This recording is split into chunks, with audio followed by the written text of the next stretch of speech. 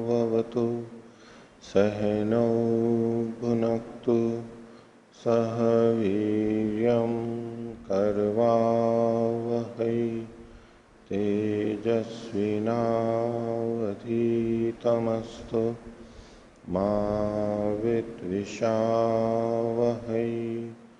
ओम शांति शांति शांति।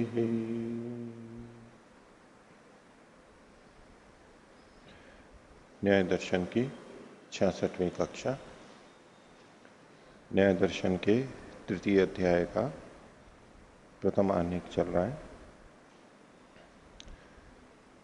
इसमें पीछे हमने देखा इंद्रियों की परीक्षा के अंतर्गत इंद्रियां भौतिक हैं या अभौतिक हैं। अभौतिक का मतलब अहंकारिक। इस विषय में दोनों ने पक्ष विपक्ष रखे।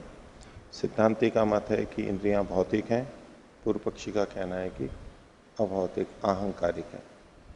यदि भौतिक होती तो जितनी है उतनी ही बड़ी चीजों का ज्ञान उसको होता। आंखें नेत्र जितने बड़े हैं उतनी ही वस्तुओं का ज्ञान होता, बड़ी वस्तुओं का ज्ञान नहीं हो सकता था। छोटी का और बड़ी का दोनों का होता है, इससे पता लगता है कि ये अभौतिक है। सिद्धांति का कहना है कि इंद्रियों के भौतिक होते हुए भी रश्मि के कारण से बड़ी वस्तुओं का भी ज्ञान हो जाता है। तो इसी विषय में रश्मियां होती हैं नहीं होती हैं, ये सारा प्रसंग आगे और चलेगा।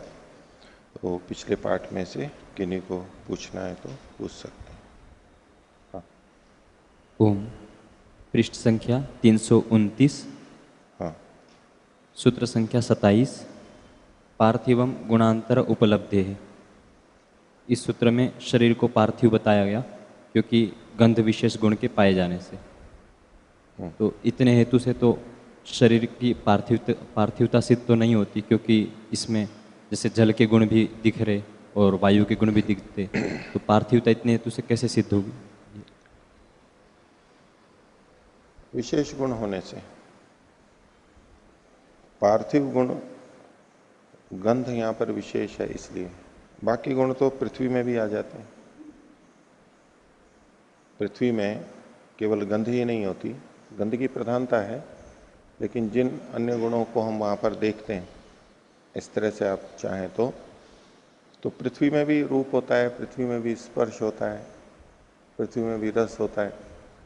तो अन्य महाभूतों के गुण हैं ऊपर वालों के, सूक्ष्मों के, वो इसमें भी उपलब्ध होते हैं। लेकिन गंध विशेष यहाँ पर हो रहा है। यदि अन्य भूतों से ये बना होता पृथ्वी को छोड़ के, तो यहाँ पर गंध गुण नहीं होनी चाहिए थी, ये कहना चाह रहे हैं। और जो हमें दिखाई देता है अन्य गुण, आपका कहना है कि भी पानी जल भी दिखाई देता है। अणुओं का संयोग तो अप्रतिषिद्ध है ही इस सिद्धांत में, लेकिन गंध की प्रधानता है। जो आधारभूत चीज है वो गंध पृथ्वी है, गंध गुण के कारण से। इसमें जैसे अन्य गुणों के विषय में कह देते हैं कि वो संयोग के कारण आ रही, अन्य जो गुण दिख रहे हमको वो उन अणुओं का संयोग के कारण आ रहे। तो इसमें इस तरह पृथ्वी के बारे में भी कह सकते हैं कि किसी एक को गुण को लेकर कि उससे बना हुआ है, और जो गंध आ रही है वो पृथ्वी का संयोग है। जैसे वो आधार बताना पड़ेगा ना आपको कि किस महाभूत से बना है। पृथ्वी को छोड़ करके, यानी आप ये कहना चाहें, कोई ऐसा कहना चाहे कि पृथ्वी के तो अणुओं का संयोग है, बाकी शरीर बना है जल से, अथवा बाकी शरीर का मुख्य आधार है अग्नि, या शरीर का मुख्य आधार है वायु, ऐसा कोई कहे। जैसे अभी पृथ्वी को मुख्य आधार माना गया और अन्य अणुओं का संयोग माना गया, ऐसे अन्य महाभूतों को किसी एक को मुख्य आधार माना जाए और पृथ्वी को के अणुओं का संयोग माना जाए, तो वो चीज प्रत्यक्ष भी दिखनी चाहिए कि जल उस तरह से आधार नहीं होता है किसी चीज का भी। शरीर जैसा ऐसा ठोस चीज है, इसमें जल आधार नहीं बनेगा। तालाब आदि कहीं भी जहां जल की प्रधानता हो, जो आधार हो, तो बाकी चीजें उसमें तैर सकती हैं। बाकी मुख्य तो जल का तो अपना खुद का आधार नहीं होता है, अपना आकार नहीं होता है। जिस पात्र में रखा जाता है उस आकार वाला होता है जल। तो इसलिए जल तो इसका आधार आश्रय हो नहीं सकता है। अग्नि भी नहीं हो सकता है, अग्नि भी नियत आकार वाली नहीं होती है, ये नियत आकार वाला रहता है। और वायु तो और भी बिना आकार वाली वैसे ही जितनी फैल जाती है होती है। इसलिए आधार के रूप में अन्य महाभूतों की संभावना नहीं है, वो आधार नहीं हो सकते, पृथ्वी ही आश्रय हो सकती है। ये इसके साथ में हम जोड़ सकते हैं युक्ति।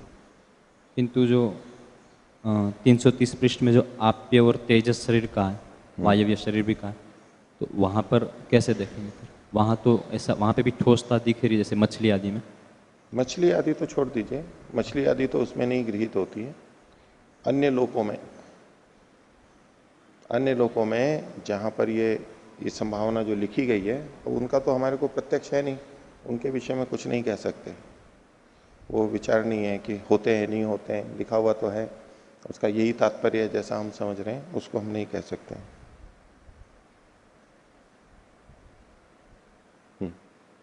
और पृष्ठ संख्या 335, सूत्र संख्या 34 के भाष्य की पहली पंक्ति है, तयोर महद अणवोह ग्रहणम चक्षुरश्मे अर्थस्य च सन्निकर्ष विशेषात भवति।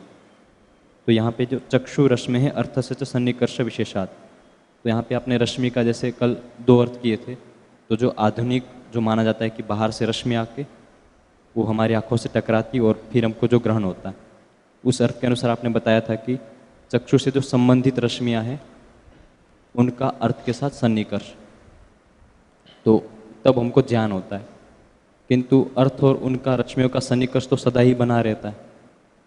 हमारा जो सन्निकर्ष होता है तो चक्षु से होना चाहिए, तो उस स्थिति में अर्थ कैसे घटेगा? रश्मियों का अर्थ का सन्निकर्ष जब जब रश्मियां हैं तब तक बना रहेगा, ठीक है।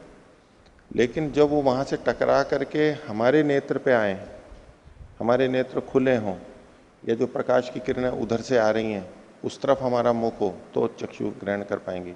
अब पीछे की तरफ जो चीजें हैं वो आपको तो दिखाई दे रही हैं, मेरे को नहीं दे रही हैं, क्योंकि वहां पर प्रकाश टकरा करके जिस तरफ जा रहा है वो आपकी आंखों में तो जा रहा है, क्योंकि आपका मुख उस तरफ है, मेरा मुख उस तरफ नहीं है। तो वो रश्मि सीधी रेखा में चलती हैं प्राय करके, तो वो मेरी आंखों में नहीं आएंगी। जब मैं अपने नेत्र को उधर घुमाऊंगा तब वो आएंगी। तो अर्थ का और रश्मियों का सन्निकर्ष भले ही हो रहा हो, लेकिन वो रश्मियां अर्थ से टकरा करके वापस जो चक्षु रश्मि, इसीलिए बोल रहे हैं कि चक्षु से संबंधित जो चक्षु में आ रही हैं वो रश्मियां रूप का ग्रहण कराती हैं हमारे को। जो हमारी आंख में नहीं आ रही है वो हमें रूप का ग्रहण नहीं कराती हैं, वो निकल जाती हैं, वो किसी दूसरे की चक्षु में जाएंगी तो उसको रूप का ग्रहण कराएंगी। तो हमें जो रश्मि प्राप्त हो रही है वो ही हमें रूप का ग्रहण कराती है, इसलिए चक्षु का होना तो आवश्यक है, उन रश्मियों का चक्षु तक पहुंचना आवश्यक है, तो रूप का ग्रहण होगा। लेकिन यहाँ जो 2 चीज़ में सन्निकर्ष बता रहे वो चक्षु रश्मि है और अर्थ से ऐसा कह रहे। हाँ। चक्षु रश्मि से और अर्थ का सन्निकर्ष। हाँ, तो जैसे हम देख रहे थे कि चक्षु संबंधी रश्मि, तो उसमें अर्थ कैसे इसका बनेगा वो?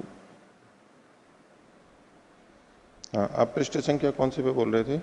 335 हाँ। और 34वें सूत्र के भाष्य की पहली पंक्ति में हाँ, चक्षु रश्मि है अर्थ से सन्निकर्ष हाँ, विशेष। तो उसमें रश्मेर अर्थ, चक्षु रश्मेर अर्थ से, चक्षु से संबंधित रश्मि और अर्थ का सन्निकर्ष विशेष होने से, हमारे पास जो रश्मियां आ रही हैं उनका उन वस्तुओं से विशेष प्रकार का संयोग होना चाहिए, कि वो रश्मियां विशेष संयुक्त होकर के ही हमारे पास आएंगी,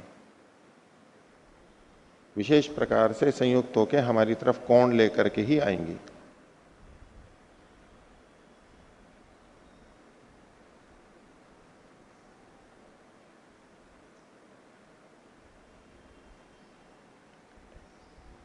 इसमें चक्षु की सन्निकर्षता नहीं कही जाएगी।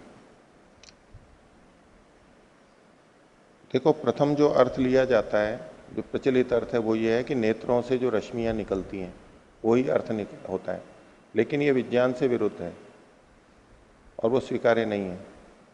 पर कोई लोग उसी को मानते हैं तो उस ढंग से अर्थ करते हैं कि बोले आज तक विज्ञान खोज नहीं पाया है कि चक्षु की रश्मियां होती हैं, लेकिन वास्तव में चक्षु में रश्मियां होती हैं, ऐसा वो मानते हैं। विज्ञान आज तक नहीं खोज पाया, हमारे ऋषियों ने खोज रखा है, नेत्रों से रश्मि निकलती है, जाती है और हमारे को ग्रहण होती है, ऐसे मानने वाले बहुत सारे हैं। वो उसी तरह अर्थ करते हैं और यही पंक्तियां उस तरह से लगी हुई हैं। लेकिन इसकी संगति लगाने के लिए उस तरह से अर्थ किया गया है। तो सब जगह पूरा पूरा घटे ये आवश्यक नहीं होता, कहीं नहीं भी घटता है।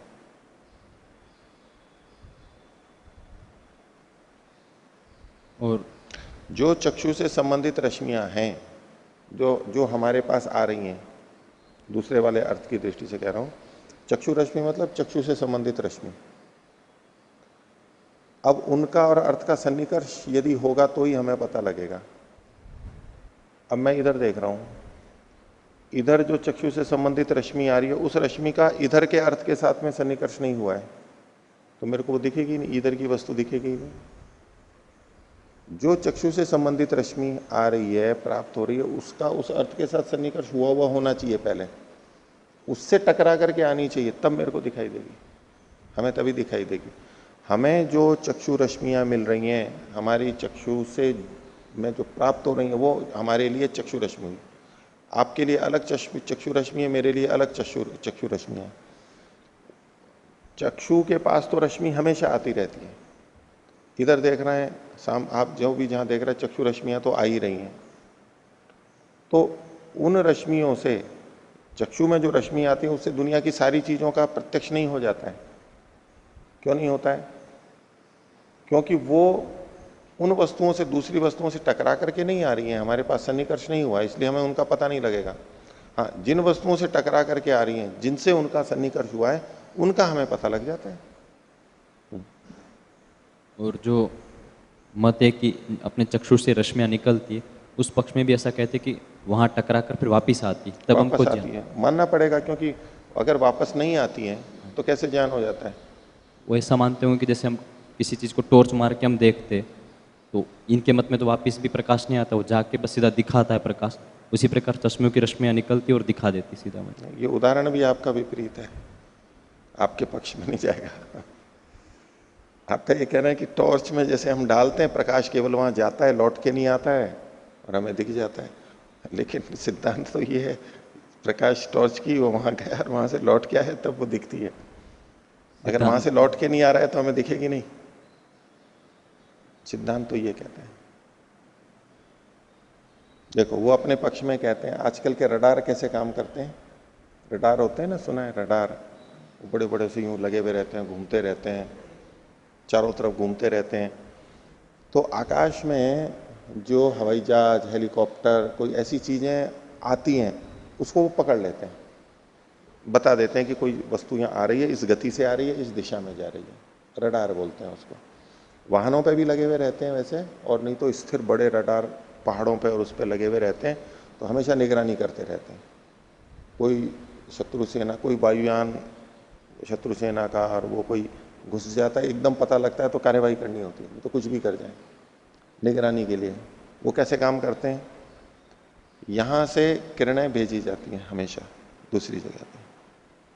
अब बीच में वायुयान या हेलीकॉप्टर आ गया तो उससे टकरा, उतने भाग से वो किरणें टकरा के वापस आ जाती हैं, बाकी किरणें निकल जाएंगी इधर उधर, वहां से टकरा के वापस आएंगी। तो जो किरणें वापस आई जितने आकार प्रकार की, तो यंत्र पता कर लेता है कि यहाँ कोई चीज है, रुकावट, जहां से लौट करके ये किरणें आ रही हैं, तो पता लग जाता है ना। यहां से किरणें गई, वहां से टकराई, टकरा के लौट के आई, तो जैसे देखो रडार में दिखाई देता है, ऐसे ही हमारे नेत्र में भी दिखाई देता है। उनके उदाहरण बता रहा हूं अपने पक्ष की पुष्टि के लिए। दूसरा, चमगादड़। चमगादड़ कैसे पता लगाता है कि यहाँ कोई दीवार है, रास्ता है? तो उसकी आंखें तो नहीं होती हैं, वो ध्वनि तरंगें फेंकता है, जो भी हैं, अल्ट्रासाउंड, जो भी आप लो, कोई भी ध्वनियां छोड़ता है। वो ध्वनि तरंगें जाती हैं, टकरा करके वापस आती हैं, और उसको पता लग जाता है। अगर टकरा के नहीं आ रही है, निकल रही है, तो उसे पता लग जाता है कि ये यहाँ खाली जगह है, उड़ के भी चला जाता है, या निकट है, दूर है, उस सबका भी उसको पता लग जाता है। तो कैसे हो रहा है? यहां से वहां जा रहा है, जाके आ रहा है, तो पता लग रहा है। तो ऐसे ही हमारे नेत्र से रश्मियां निकल के जाती हैं, टकरा के आती हैं, और हमें पता लग जाता है। ये उनके पक्ष है, ठीक है। और अपने पक्ष में वो एक और कहते हैं कि जैसे चित्र खींचने वाले कैमरे होते हैं ना, ऊपर वो लगा हुआ रहता है प्रकाश का, यहां से प्रकाश जाता है, टकरा करके आता है तो चित्र लिया जाता है। ठीक है, नहीं होता वो ऊपर फ्लैश करने वाला। तो ऐसे ही हमारे यहां से निकल करके जाएगा और आएगा और ये हो जाएगा। ऐसे ऐसे उदाहरण देते हैं। तो पहला तो व्यभिचार इसी में है कि सब कैमरों में फ्लैश नहीं होता, बिना वाले भी होते हैं। क्यों यहां से जाए और आए ये तो कोई बात नहीं हुई, ठीक है, जो आप कह रहे हो वहां जाता है आता है वो ठीक है, लेकिन उससे ये तो सिद्ध नहीं हो जाता कि सब जगह ऐसा ही होता है। बिना फ्लैश वाले भी कैमरे होते हैं। दूसरा, ये वीडियो कैमरा है, इसमें से प्रकाश की किरण आ रही है यहां पर, फिर यूं जा रही है, तो मैंने देखो एक वो लाल लाल छोटी सी बिंदी है, देखो वहां पर एक लाल बत्ती जल रही है ना, यहां से दिखाई दे रही है। अभी प्रकाश कैसे जा रहा है उसमें कैमरे में, ये वाला प्रकाश यहां टकरा रहा है, यहां से टकरा करके कैमरे की तरफ जा रहा है और वहां पर उसमें ग्रहण, वहां से चल के कुछ आ रहा है ये नहीं है, ये कोई आवश्यक नहीं है वहां से चल के आए तो ही ग्रहण हो। और ये बिल्कुल आंख की तरह काम करता है, चित्र वाला भी आंख की तरह ही है और वीडियो तो बिल्कुल है ही आंख की तरह ही। उसी तरह से प्रकाश की किरणें वहां से बाहर से आती हैं। ठीक है, तो ये भी खंडित होता है उनका। अब रडार वैसे काम करता है, चमगादड़ वैसे काम करता है, लेकिन हम भी वैसे ही काम करते हैं, ये तो बात नहीं हुई। हमें कोई वस्तु कब दिखाई देती है, जब हम आंख खोलते हैं।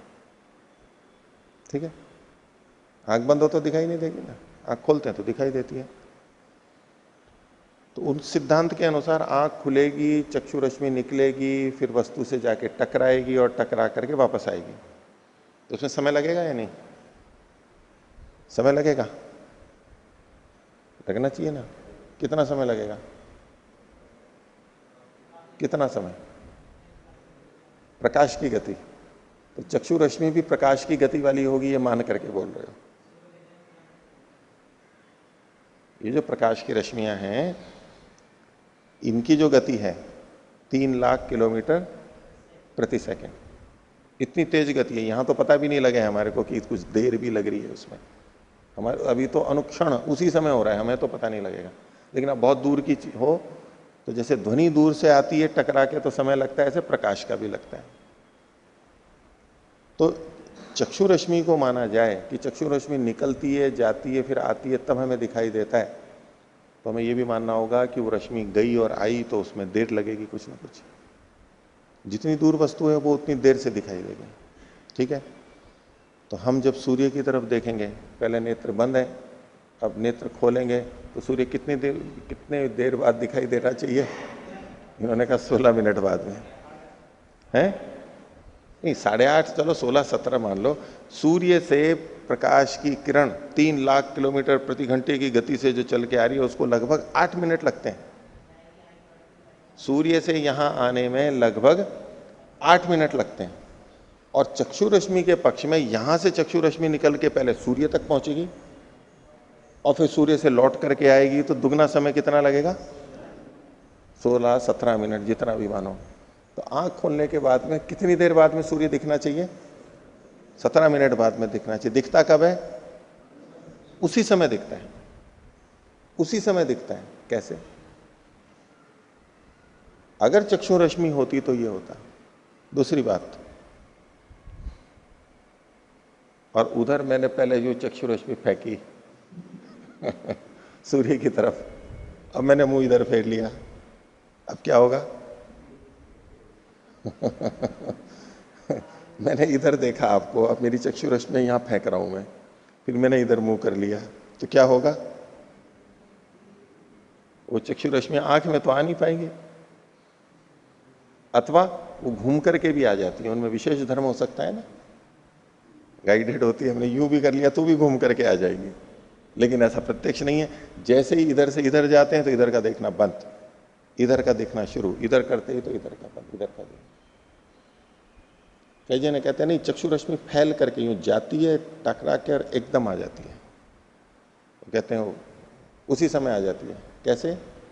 जैसे मेंढक पकड़ता है ना कीड़ों को, मेंढक होता है ना, उसकी जीभ जो होती है वो उल्टी होती है, हमारी तो जीभ यूं आगे होती है, उसकी पलटी भी रहती है। तो जब वो लिसी होती है, कोई कीड़ा वीड़ा बैठा होता है तो यूं मारता है और एक चिपका के यूं एकदम अंदर ले जाता है, कितनी तेजी से जाता है, फेंक के यूं मारता है। गिरगिट वगैरह और भी कई प्राणी होते हैं, वो जीव को इतना लंबा और बहुत तेज गति से आती है, हम कल्पना भी नहीं करते। जो कैमरे होते हैं ना, बहुत धीमी गति से जब चलाते हैं तो पता लगता है। जैसे हम छींकते हैं तो कितनी गति से छींकते हैं, हम सोच भी नहीं सकते कि इतनी गति हमारी नाक के इसमें भी है, बहुत तेज होती है। तो इतना जाके करते हैं। तो चक्षु रश्मि कैसी, यहां से गई और आई। अब उनसे पूछो कि यहां से चक्षु रश्मि निकली, तो जो चक्षु रश्मि निकल के गई थी उसका नेत्र से अभी संबंध बना हुआ है पतंग की तरह से या नहीं है? पतंग होती है ना, यहां से छोड़ी गई तो रस्सी बंधी भी रहती है। तो यहां से जो चक्षु रश्मि निकल करके गई, चक्षु रश्मि पूरी लंबी रश्मि रस्सी की तरह से है या टुकड़ा है, यहां से निकल गई गोली की तरह गई, अब यहां से कोई संबंध नहीं है। इतने प्रश्न, इतनी असंगतता उसके अंदर रहेगी और प्रत्यक्ष के भी विपरीत है। तो यद्यपि कई जने इसका आक्षेप भी करते हैं कि उस समय इनको पता नहीं था चक्षु रश्मि या हम नेत्र हमारे कैसे काम करते हैं, इसलिए ऐसा लिख दिया है इन्होंने। जो भी है उस तरह आपको देखना है तो उस तरह देख लीजिए, और उसको व्याख्यान तो विशेष प्रतिपत्ति है तो उस तरह देख लीजिए। आपको जो पसंद आए देख लीजिए। तो चक्षु रश्मि का, तो इसमें चक्षु रश्मि का चक्षु को कोष्ठक में भी कर सकते हैं। जो आप ये 34वें सूत्र की पहली पंक्ति का कह रहे थे, तयोर महद अणवोर ग्रहणम चक्षु रश्मिर अर्थस्य च सन्निकर्षा। तो रश्मिर अर्थस्य च सन्निकर्ष, रश्मि और अर्थ का सन्निकर्ष होना चाहिए। और चक्षु रश्मि ही आपको जोड़ना है तो मैंने उस तरह व्याख्या की कि चक्षु मतलब चक्षु से संबंधित, जो इससे संबंधित है, जुड़ी हुई है, जो हमें प्राप्त हो रही है, उसका उस अर्थ के साथ सन्निकर्ष हुआ हुआ होना चाहिए, तब वो हमें वस्तु दिखाई देगी, नहीं तो नहीं दिखाई देगी। सीधी सूर्य से जो रश्मि आ रही है, सूर्य की रश्मियां सब जगह फैल रही हैं, उससे हमें सब वस्तुएं दिखाई देती हैं। तो चलो हम सूर्य की तरफ ही देख लेते हैं तो सारी वस्तुएं दिखाई दे जाएंगी हमारे को। तर्क बुद्धि युक्ति दिखाई दी मैं इसमें, मैं बोल रहा हूं सूर्य के प्रकाश से ही सारी चीजें दिखाई देती है ना हमारे को, उसके बिना दिखाई देती है क्या? नहीं। अब सब वस्तुओं को देखने के लिए हमें इधर उधर देखना पड़ता है। इससे अच्छा है कि सीधा सूर्य की तरफ देख लो तो सारी वस्तुएं दिखाई दे जाएंगी हमारे को। अच्छा तर्क है ना। कमरे में बल्ब जला, उससे कमरे की 50 वस्तुएं वो दिखाई दे रही हैं, प्रकाश से उसी से दिखाई देती हैं, वही माध्यम है, तो सीधे उसी को ही पकड़ लो ना। सीधे बल्ब को देखने लग जाओ तो पूरे कमरे की सारी वस्तुएं दिखाई दे जाएंगी? नहीं दिखाई देंगी, क्योंकि उस रश्मि का अर्थ के साथ में भी सन्निकर्ष नहीं हुआ है।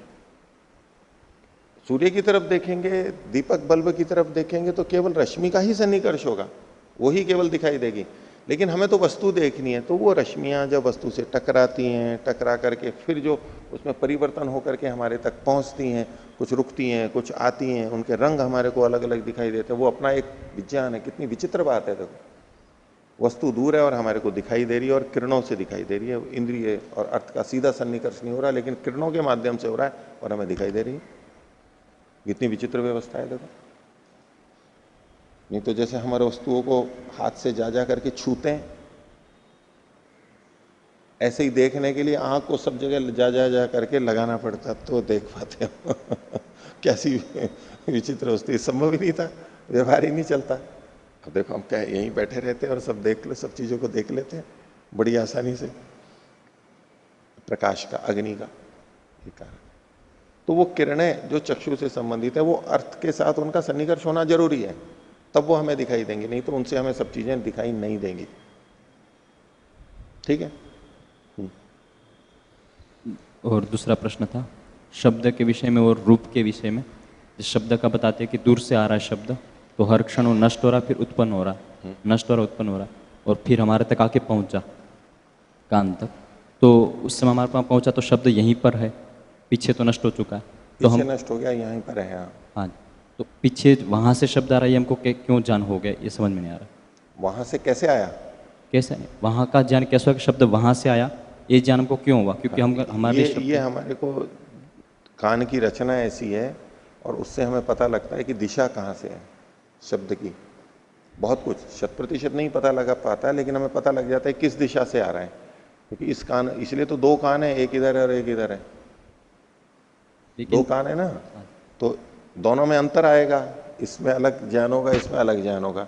दूसरा, इसकी बनावट ऐसी है कान की, उससे वो जो धक्का आता है वो ठीक तरह से अंदर चला जाए, वहीं तक चला जाए, उससे हमें दिशा का भी पता लगता है।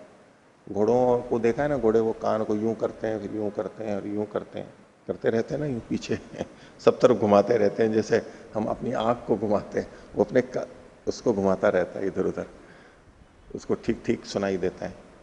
हमारे को भी ढंग से सुनना हो तो हम यूं करते हैं, एक कान और जोड़ लेते हैं, एक तो ये है ही इससे क्या हो जाता है, वो जो संस्कार है, वेग नाम का संस्कार आ रहा है, वो कम पड़ रहा है तो बिखर रहा है यहाँ आके, तो हम बहुत सारा लेकर के यहाँ पर ले लेते हैं।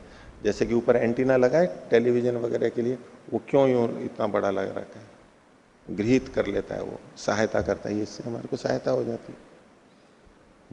किंतु हम जैसे प्रदेश शब्द को ग्रहण करेंगे तो उससे जब जहाँ से शब्द आ रहा है वहाँ के क्षेत्र में तो शब्द नष्ट हो चुका, वहाँ तो है नहीं। क्षीण हो जाएगा ना। हाँ जी, तो भी हमको ये ज्ञान कैसे होगा कि शब्द इतनी दूर से वहाँ से आया है, ये ज्ञान? हमें पता, हमें प्रत्यक्ष से अनुभव होता है, हमें पता लगता है नजदीक में हो तो कितनी आवाज आती है, दूर से हो तो कैसी आवाज आती है। लेकिन अगर कोई चतुर हो तो नजदीक में ऐसी आवाज पैदा करेगा जैसा लगेगा कि दूर से आ रही हो कोई हल्की सी आवाज, और दूर की हो बहुत तेज हो तो यूं लगेगा जैसे यहीं पर ही आवाज हुई है। बड़े बड़े विस्फोट होते हैं ना, वो कई किलोमीटर दूर होते हैं, लेकिन प्रतीति हमें क्या होती है, जैसे बिल्कुल यहीं पर ही हुआ है, बिल्कुल यहीं हुआ है। बिजली गिरती है कई बार, वो लगता है जैसे बिल्कुल यहीं पर ही गिरी है, लेकिन दूर गिरी हुई होती है वो, लेकिन इतनी तेज होती है कि हमें तो मंदता तीव्रता आदि के आधार पर कुछ हमारा आकलन करता है कान, सूक्ष्मता आदि से, कि भाई कहाँ दूरी है, कहाँ है, ये हमें पता लगता है इंद्रिय से, की रचना ऐसी है। तो आगे का पाठ देखिए, पृष्ठ संख्या 336।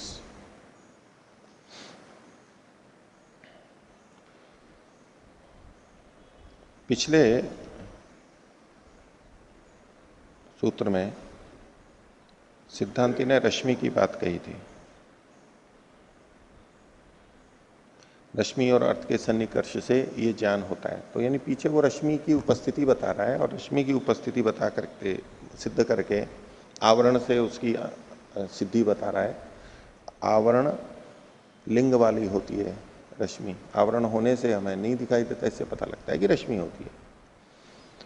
तो उस पर पूर्व पक्षी ये प्रश्न कर रहा है, बोले कि आपने ये जो आवरण से रश्मि का ज्ञान होना बताया वो ठीक नहीं है, वो अनुमान गलत है, आपका हेतु गलत है।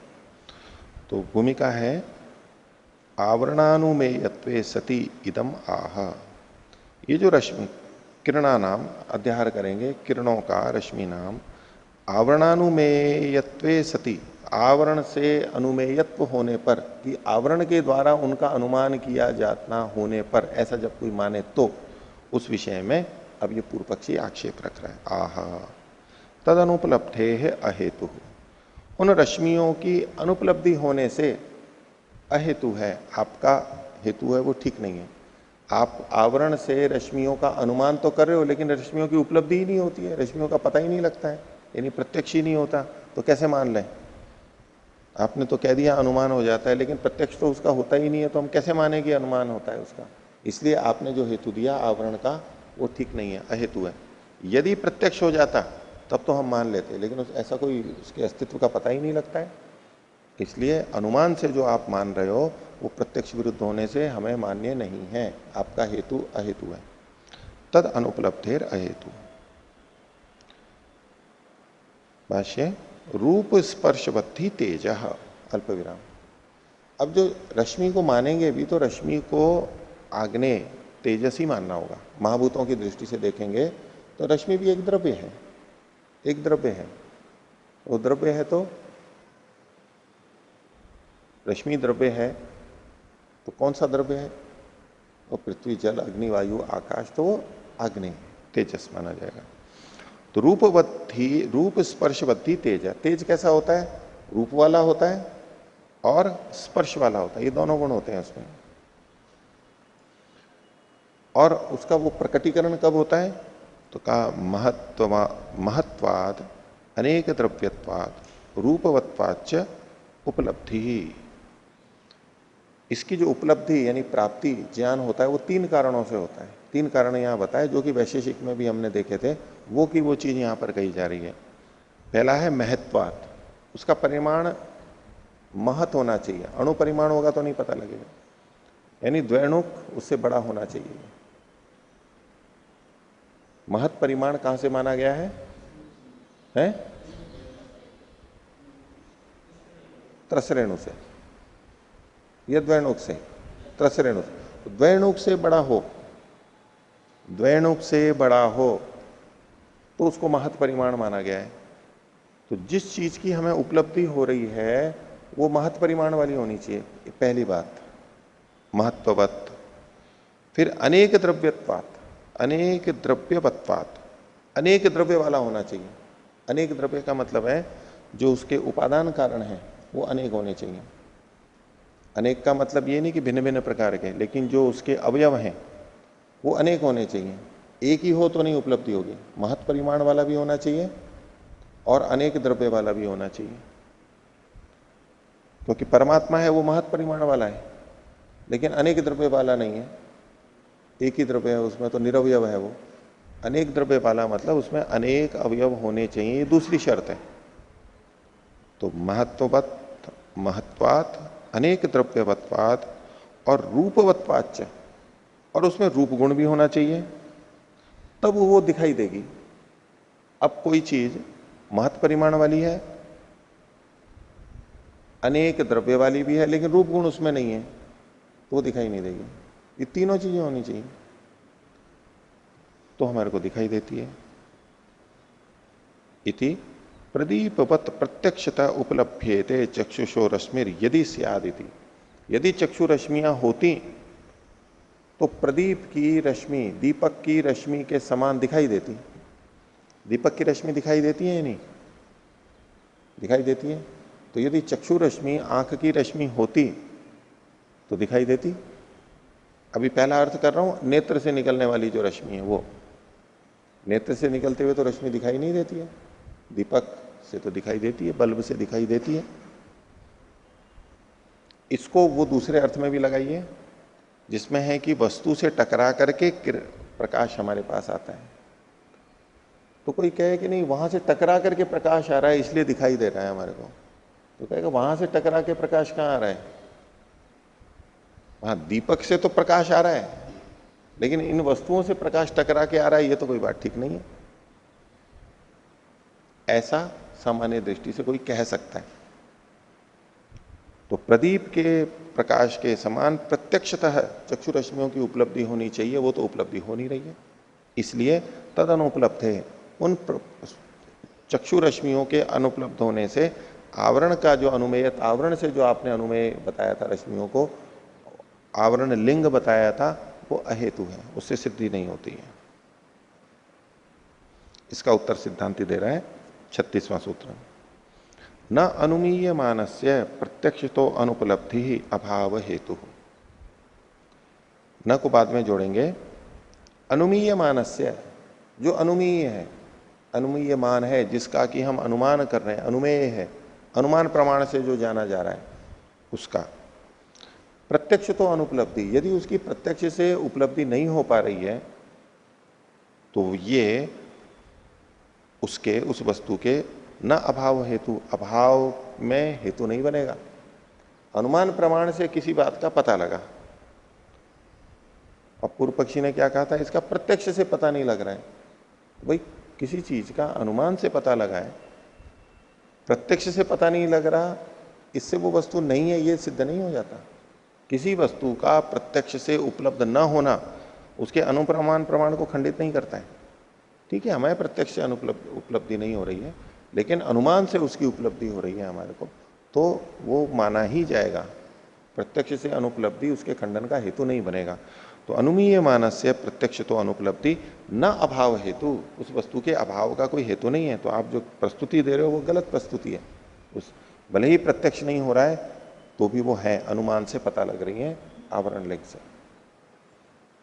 तो इससे क्या हुआ कि चक्षु रश्मियों को ये कैसा मानते हैं, उपलब्धि नहीं होती, दिखती नहीं है। भाष्य देखिए, सन्निकर्ष प्रतिषेधार्थे न आवरणे न लिंगे न अनुमीयमानस्य रश्मेर या प्रत्यक्षो अनुपलब्धि ही। यहां पर प्रत्यक्षो की जगह प्रत्यक्ष तो कर लीजिए, क्ष और ओ के बीच में त जोड़ लीजिए, जैसा कि सूत्र में है प्रत्यक्ष तो, ऐसा रश्मे या प्रत्यक्ष तो अनुपलब्धि नासौ अभावम प्रतिपादयति अल्प विराम। अब यहां पर देखिए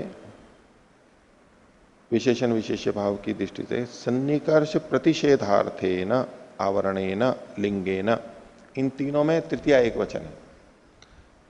आवरणे न लिंगे न, आवरण रूप लिंग से, क्योंकि आवरण ही लिंग था, उसमें रश्मियों की उपस्थिति को बताने के लिए अनुमान ऐसे ही किया था आवरण लिंग वाला।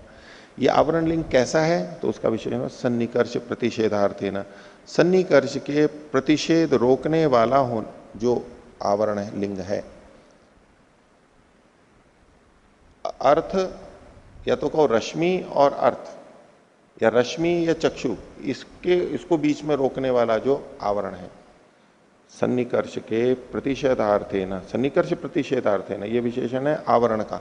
आवरणे न लिंगे न, आवरण रूपी जो लिंग है उससे अनुमीय मानस से रश्मि, जो अनुमान की जाने वाली रश्मि है उसका, या प्रत्यक्ष तो अनुपलब्धि, जो प्रत्यक्ष से उपलब्धि नहीं हो पा रही है, जो पूर्व पक्षी ने कहा था, और सिद्धांति भी मान रहा है कि यहाँ प्रत्यक्ष से उपलब्धि नहीं हो रही है उसकी, ये जो अनुपलब्धि है न असौ अभावम प्रतिपादयति, ये प्रत्यक्षता अनुपलब्धि रश्मि के अभाव को सिद्ध नहीं करती है। कैसे? यथा चंद्रमसः परभागस्य पृथिव्याश्च अधोभागस्य, चंद्रमा है, चंद्रमा हमें सामने से दिखाई दे रहा है, तो चंद्रमा का पीछे का भाग भी है, ये हमें पता लगता है। कैसे पता लगता है? अनुमान से पता लगता है। उसका प्रत्यक्ष होता है हमारे को? नहीं होता। क्यों? वो घूम जाएगा तो प्रत्यक्ष हो जाएगा ना। अगर गोल है, और ऐसा ही तो सुना है ना कि वो घूमता है चंद्रमा अपनी दूरी पे भी और चारों तरफ भी, लेकिन उसकी स्थिति ऐसी है कि वो एक ही चीज हमारे सामने रहती है, पीछे का हमारे सामने हमारी तरफ आता ही नहीं है। इसलिए चंद्रमा को जब भी देखते हैं, वो जो गड्ढे और वो रहते हैं, या तो कोई बुढ़िया सूत कात रही है, या जो भी परिकल्पना वहां पर की जाए, वो हमेशा वही रहती है, क्योंकि वो चंद्रमा जैसा भी घूमता है उसका घूर्णन और परिभ्रमण एक ही काल में होता है। पूरा चक्कर जितने में एक में लगता है उतना घूमने में भी बराबर लगता है, तो उसका एक ही भाग सदा हमारे सामने रहता है, ऐसा वैज्ञानिक बताते हैं। तो उसका जो पर भाग है, पीछे का भाग है, जो हमारे से उधर का है, हमें दिखाई नहीं देता, उसका ज्ञान हमें कैसे हुआ? अनुमान से। भी सामने वाला है तो पीछे का भी होगा, एक सामान्य तो दृष्ट अनुमान है, जैसे किसी मनुष्य का, जैसे किसी मकान का, जैसे किसी दीवार का, आगे का भाग है तो पीछे का भाग भी होता है। लेकिन चंद्रमा के पीछे भाग की प्रत्यक्षता उपलब्धि नहीं होती है हमें, और जो चंद्रमा पे पहुंच गए वो बात छोड़ो, अलग है, हमें नहीं होती।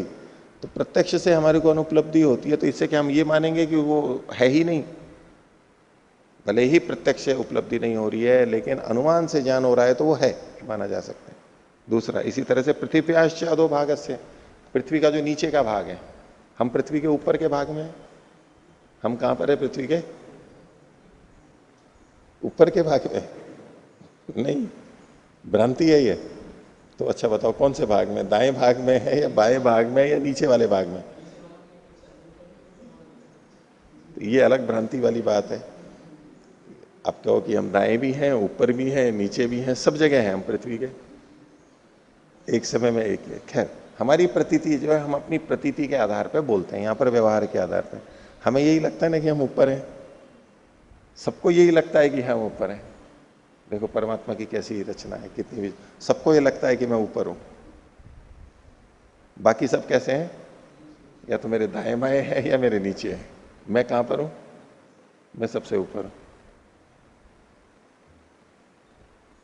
सब संतुष्ट हैं कि हम ऊपर हैं।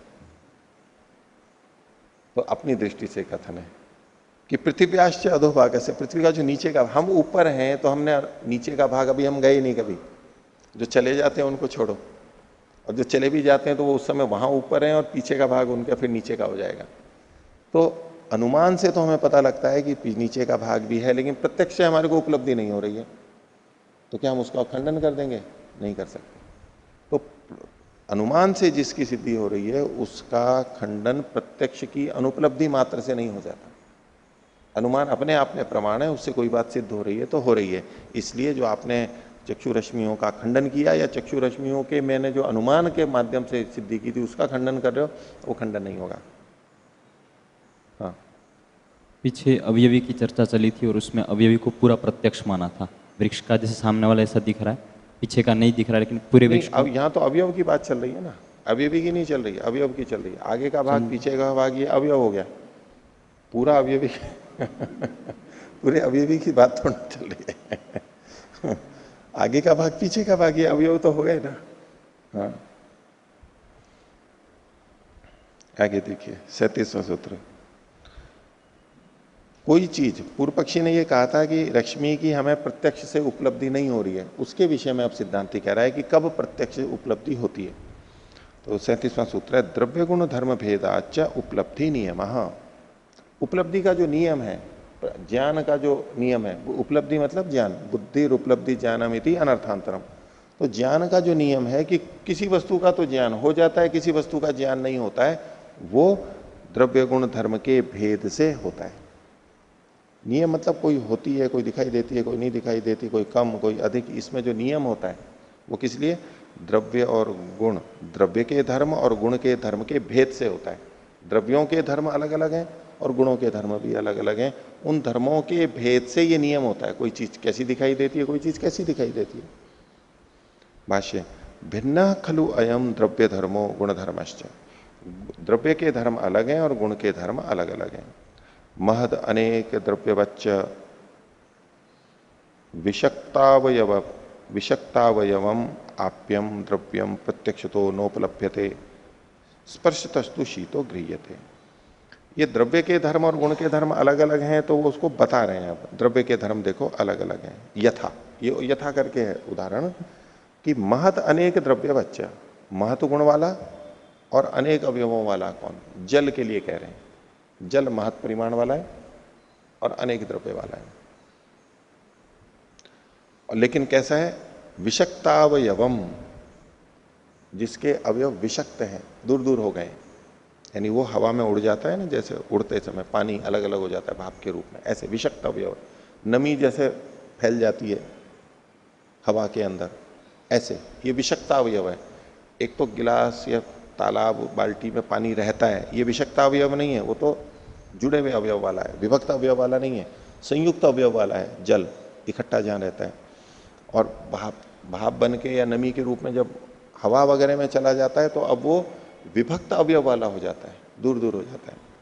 तो कहते हैं वो महत और अनेक द्रव्य, महत द्रव्य वाला है, महत परिमाण वाला है, अनेक द्रव्य वाला है, लेकिन विषक्त अवयव वाला जो जल है वो द्रव्यम प्रत्यक्ष तो नोपलभ्यते, वो प्रत्यक्ष से पता नहीं लगता है। यहां पर जल है, हवा में जल है, हमें पता लगता है क्या? नहीं पता लगता। लेकिन स्पर्शस्तु शीतो गृह्यते, उसका शीत स्पर्श में पता लगता है। जैसे अभी वृष्टि हो चुकी है, वर्षा ऋतु प्रारंभ हो गई है, तो हवा में ठंडक है, तो उससे हमें पता लगता है कि हवा में नमी है। हम अनुमान कर लेते हैं ना, हवा ठंडी ठंडी चल रही है, भाई कहीं बारिश हुई है, हमें एकदम यूं लगने लगता है। जैसे कूलर की हवा पानी से युक्त होकर के आती है तो ठंडी ठंडी लगती है नमी होने से, जबकि पानी नहीं दिखाई देता है हमारे को, पानी प्रत्यक्षता उपलब्ध नहीं होता है। वो छींटे उड़ के आते हैं, उसको छोड़ दो, अच्छा कूलर है तो कोई छींटा उड़ के नहीं आएगा, दूर बैठे, लेकिन ठंडा ठंडा लगेगा। तो कहते हैं प्रत्यक्ष से उपलब्धि नहीं हो रही है, जबकि जल प्रत्यक्ष किया जा सकता है। जल का जो संयुक्त अवयव वाला जल है वो हमें दिखाई देता है, दिख जाता है, लेकिन ये विषक्त अवयव वाला जो जल है वायु में फैला हुआ, उसकी प्रत्यक्षता तो उपलब्धि नहीं होती, लेकिन अनुमान से तो उसका ज्ञान हो रहा होता है। तो अगर कोई ये हेतु देने लगे, जैसे पूर्व पक्षी ने कहा था कि किसी का अनुमान से ज्ञान हो रहा है लेकिन प्रत्यक्ष ज्ञान नहीं हो रहा है, तो इसलिए खंडित हो रहा है, तो बोले ऐसा नहीं होगा। आगे, तस्य द्रव्य से अनुबंधात, और उस द्रव्य के अनुबंध से, उस द्रव्य के मतलब जल के, जल का ही प्रसंग है। आप्यम पीछे लिखा था, आप्यम द्रव्यम यानी जलीय द्रव्य। तो तस्य जल से द्रव्य से अनुबंधात, उसके जुड़ जाने से हेमंत शिशिरौ कल्पेते, हेमंत और शिशिर ऋतुएं बन जाती हैं। हेमंत और शिशिर दोनों ही ठंडी की ऋतुएं हैं। मोटे तौर पे कहो तो नवंबर दिसंबर आज की महीनों के हिसाब से तो हेमंत है, जनवरी फरवरी है वो शिशिर है मोटे तौर पे। इन दोनों में भी जल का अंतर होता है। हेमंत ऋतु में बादल बारिश नहीं होती है प्राय, लेकिन शिशिर ऋतु जब आती है तो बादल आ जाते हैं, बारिश होती है, नमी हो जाती है, आर्द्रता बढ़ जाती है, उससे ठंडी भी बढ़ जाती है। नवंबर दिसंबर में बारिश नहीं होती है, जनवरी में और उसमें जाकर के होने लगती है दिसंबर के अंत में। हेमंत और शिशिर में आयुर्वेद में भी ये अंतर बताया कि हेमंत में रुक्षता रहती है, शिशिर में आर्द्रता आ जाती है, क्योंकि मेघ होते हैं, बादल, बारिश होने लगती है, मावठ बोलते हैं इधर, बारिश हो जाती है सर्दी वाली। वो प्राय करके जनवरी में होती है, दिसंबर में नहीं होती है। और जनवरी में ही फिर धुंध भी अधिक पड़ती है, दिसंबर में इतनी नहीं आती है। बारिश भी हो जाती है, नमी हो जाती है, उसी समय ज़्यादा पानी की भी आवश्यकता होती है और उससे ठंड बढ़ जाती है, हवा ठंडी हो जाती है, चलने लगती है नमी के कारण से। तो इस जल के न्यूनाधिकता से हेमंत और शिशिर ये दो ऋतुएं बन रही हैं। तथा विधम एवच तेजसम, उसी प्रकार से अब तेजस अग्नि के संदर्भ में भी कहा है। पहले आप्य कहा जल के बारे में, अब तेजस के बारे में कहा। तथा विधम एव तेजसम द्रव्यम अनुद्भूत रूपम, तेजस द्रव्य तो है लेकिन उसका रूप अनुद्भूत है, रूप नहीं, प्रकट नहीं है। अनुद्भूत रूपम सह रूपेण न उपलब्ध, वो फिर ऐसे में तेजस द्रव्य रूप के साथ में दिखाई नहीं देगा, उसका रूप गुण अनुद्भूत है, प्रकट नहीं है। वो तेज होते हुए भी वो रूप से रहित दिखाई देगा, रूपवान दिखाई नहीं देगा। स्पर्शस्तु अस्य उष्ण उपलभ्यते अल्प विराम, लेकिन उसका उष्ण स्पर्श तो दिखाई देता है। स्पर्शस्तु तस्य उष्ण उपलभ्यते, जैसे पानी गर्म है, अब गर्म पानी है, अब उसमें अग्नि है, दिखाई हमें क्या दे रहा है? दिखाई तो पानी ही दे रहा है, जल ही दिखाई दे रहा है, जल का रूप है वो ही दिखाई दे रहा है, जबकि उसमें अग्नि भी आ चुकी है। उसमें अग्नि का रूप गुण अनुद्भूत है, प्रकट नहीं है। अग्नि का रूप गुण दिखाई नहीं दे रहा है, लेकिन स्पर्श गुण उद्भूत है, प्रकट है। हम छूते हैं तो पता लग जाता है कि इसमें अग्नि है, लेकिन रूप से हमें पता नहीं लगता है कि इसमें अग्नि है। तो अग्नि में रूप और स्पर्श दोनों गुण होते हैं, कभी कोई गुण उद्भूत होता है, कोई गुण अनुद्भूत होता है। तो उष्ण जल आदि में रूप गुण अनुद्भूत होता है और स्पर्श गुण उद्भूत होता है, प्रकट होता है। और जो कई ठंडी चीज हो, अब जैसे कि आप चंद्रमा के प्रकाश को कह देते हैं कि चंद्रमा का प्रकाश कैसा है, ठंडा है, गर्म है, शीतल है, तो प्रकाश तो आ रहा है, यानी रूप तो उद्भूत है, लेकिन उष्ण स्पर्श अनुद्भूत है, प्रकट नहीं है, वो ठंडा है, यानी गर्म नहीं आ रहा है। सूर्य से भी प्रकाश आ रहा है, सूर्य से जो प्रकाश आ रहा है वो रूप भी उद्भूत है और उष्णता भी उद्भूत है, दोनों चीजें उद्भूत है, प्रकट की भी हैं उसमें।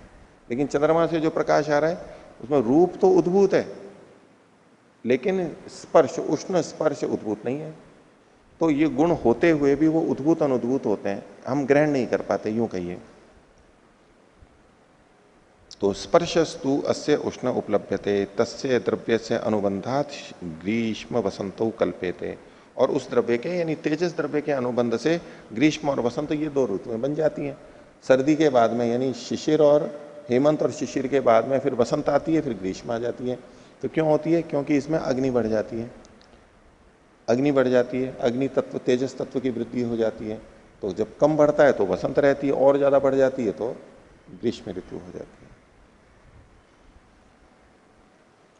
आगे, यत्र तु ऐशा भवती, जहां पर ये होती है, ये का मतलब है रूपोपलब्धि।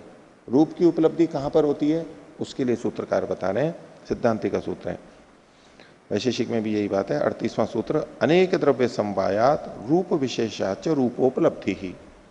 रूप की उपलब्धि कब होती है? एक तो अनेक द्रव्यों का समवाय होना चाहिए, जो कि अनेक द्रव्यवत्वात कहा था पीछे हेतु, तो अनेक द्रव्यों का समवाय इकट्ठा होना चाहिए, यानी उसमें अनेक अवयव होने चाहिए, घटक। और रूप विशेषाच, रूप विशेष रूप में होना चाहिए, यानी प्रकट रूप में, उद्भूत रूप में होना चाहिए, तो रूप की उपलब्धि होती है। किसी को खोल के बता रहे हैं, यत्र रूपम च द्रव्यम च, जहां पर रूप भी हो और द्रव्य भी हो। रूप का मतलब तो क्या हुआ, रूप उद्भुत होना चाहिए और द्रव्य होना चाहिए, मतलब वो महत द्रव्य होना चाहिए, अनेक द्रव्य वाला होना चाहिए। यत्र रूपम च द्रव्यम च अल्प विराम तदाश्रय, उसका आश्रय प्रत्यक्षता उपलब्ध्यते। उसका आश्रय कौन है, द्रव्य। रूप और द्रव्य और उनका आश्रय वो जो द्रव्य है वो प्रत्यक्षता उपलब्ध्यते, प्रत्यक्ष से उपलब्ध होता है। पूर्ण विराम लीजिए। रूप विशेषस्तु, सूत्र में जो रूप विशेषाच्य है, तो रूप विशेष क्या है, यद भावात क्वचित रूपोपलब्धि, यद अभावाच द्रव्य से क्वचित अनुपलब्धि, स रूप धर्मो अयम उद्भव समाख्याता इति। जिसके होने पर, यद भावात यानी जिसकी उद्भुत अवस्था, उद्भूतत्व, यद भावात कश्चित क्वचित रूपोपलब्धि, रूप जहां उद्भुत होगा तो वो द्रव्य दिखने लगेगा। और यद अभावात, यदि रूप उद्भुत नहीं है तो द्रव्य से क्वचित अनुपलब्धि, कहीं वो दिखाई भी नहीं देगा।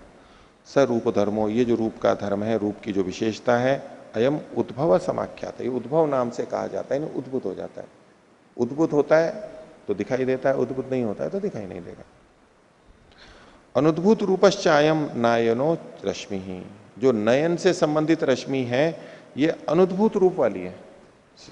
कैसे रूप वाली है, अनुद्भूत रूप वाली है। पूर्व पक्षी ने यह कहा था ना कि ये दिखाई नहीं दे रही है, प्रत्यक्षता अनुपलब्धि है, तो उसका कारण बता रहे हैं कि इसमें रूप गुण अनुद्भूत है, इसलिए वो दिखाई नहीं देती है। अनुद्भूत रूपश्चायम नायनो रश्मि तस्मात् प्रत्यक्षो नोपलभ्यते इति, इसलिए वो प्रत्यक्ष दिखाई नहीं देती है। ठीक है। अब ये जो आंख से निकलने वाली रश्मि है, इसको मान करके चलेंगे, आगे एक सूत्र आएगा अभी, उसका और इसका विरोध है इन वर्णनों का। उससे कहते हैं, उस सूत्र को देख करके तो लगेगा कि ये नेत्र से निकलने वाली रश्मि की ही बात कर रहे हैं। आगे आएगा, आगे वो कहते हैं कि नक्तंचरों में चक्षु रश्मि के देखे जाने से, बिल्ली, कुत्ता, शेर, हिरण रात को जो चलते हैं ना, उनकी आंखें चमकती हैं, दो आंखें दिखाई देती है। प्राणी दिखाई नहीं देता है, दो आंखें चमकती हुई दिखाई देती है, उससे पता लगता है। तो चक्षु रश्मि हुई ना, भाई वहां से चक्षु रश्मि निकल रही है तभी तो हमारे को दिखाई दे रही है। वो होती है ना, दिन में नहीं दिखाई देती, रात को दिखाई देती है। तो चक्षु रश्मियां होती हैं, उस प्रमाण में वहां आगे ये बात कही है, ये इसका अंतर विरोध है। अभी यहां क्या कह रहे हैं, चक्षु रश्मि अनुद्भूत धर्म वाली होती है, वो दिखाई नहीं देती, और वहां पर दिखाई देनी कहते हैं। इसलिए वहां जो कुछ वर्णन मिलता है इसको हम लोग प्रक्षिप्त मानते हैं, ये डला हुआ है, यहाँ पर गलत ढंग से प्रस्तुत हो गया है, परस्पर विरुद्ध भी जा रहा है, इसलिए वो मान्य नहीं है। हम जब यहाँ ठीक ढंग से अर्थ ले लेंगे, बीच में कुछ डाला हुआ है, उनको समझ में नहीं आया चक्षु रश्मि का मतलब सूत्रकार या भाष्यकार क्या कह रहे हैं, तो उन्होंने ऐसा लगा लिया जैसे नेत्र से निकलने वाली रश्मि, और उससे संबंधित कुछ सूत्र और वो कुछ बातें बीच में डाल दी जो कि इससे विरोध में आ रही है। तो क्या अनुद्भूत रूपश्चायम नायनो रश्मि, ये जो नेत्र से निकलने वाली रश्मि ये कैसी है, अनुद्भूत रूप वाली है। तस्मात् प्रत्यक्ष तो नोपलभ्यते इति, इसलिए उसका प्रत्यक्ष नहीं होता है। अब स्पष्ट कह रहे हैं प्रत्यक्ष नहीं होता है, और वहां जाके प्रत्यक्ष बताएंगे इसका। नक्तंचरों में है तो वो तो प्रत्यक्ष ही हो रहा है ना, यहां कह रहे हैं कि प्रत्यक्ष नहीं होता है। अब इसको यूं देखिए, यहां हम नायना रश्मि क्या है कि जो वस्तु से टकरा करके रश्मि आ रही है, तो वहां हमें रश्मि आती भी दिखाई नहीं देती है।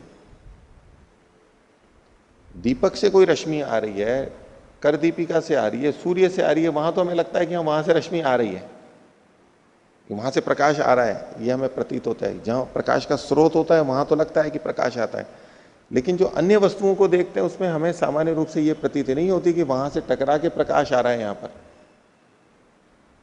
उससे हमें दिखाई दे रहा है, ऐसा हमें नहीं होता। हमें लगता है कि वहां तो प्रकाश है ही नहीं, उसका तो अपना है ही नहीं, लेकिन वहां से भी आ रहा होता है वो, और वो जो आ रहा होता है वो अनुद्भूत स्वरूप वाला होता है। अब वैज्ञानिक भी लोग बोलते हैं ना कि प्रकाश की किरण को में रूप होता है या नहीं होता है, प्रकाश की किरण को हम देख सकते हैं या नहीं देख सकते हैं? दिखाई देती है, सीधा हम सूर्य की तरफ देखते हैं तो। और वासुदेव जी क्या प्रयोग करवाते हैं, प्रकाश दिखाई देता है या नहीं दिखाई देता है? नहीं, स्पेक्ट्रम से तो बाहर आकर के दिखाई देता है वो रंग, लेकिन प्रकाश की किरण दिखाई देती है या नहीं दिखाई देती है? नहीं दिखाई देती है ना। क्या प्रयोग करवाते हैं, एक डब्बा लेते हैं, अंदर से काला कर देते हैं उसको, डब्बा, गत्ते का डब्बा बना लेते हैं, प्रयोग करवाते हैं फिर। और एक तरफ प्रकाश का स्रोत होता है दीपक, दूसरी तरफ वो जाती है, प्रकाश की किरण सीधी चलती है, ये भी सिद्ध है। अब उसके बीच में एक छेद करते हैं, इधर से प्रकाश घुस रहा है, ये डब्बा जैसे कि ये है, इधर से प्रकाश घुस रहा है, इधर निकल के जाएगा, सीधा है, और छोटे से छेद में इधर बल्ब लगा दिया, और इधर का जो गत्ता है उसमें एक बिल्कुल बारीक सा छेद करते हैं। बड़ा कर देंगे तो प्रयोग नहीं सफल होगा, एक बारीक छेद करते हैं, और वो इधर वाले डब्बे में अंदर की तरफ गत्ते पे जाके टकरा रहा है। वो हमारे को देखेंगे तो दिखेगा, हाँ ये यहाँ आके टिक रही है।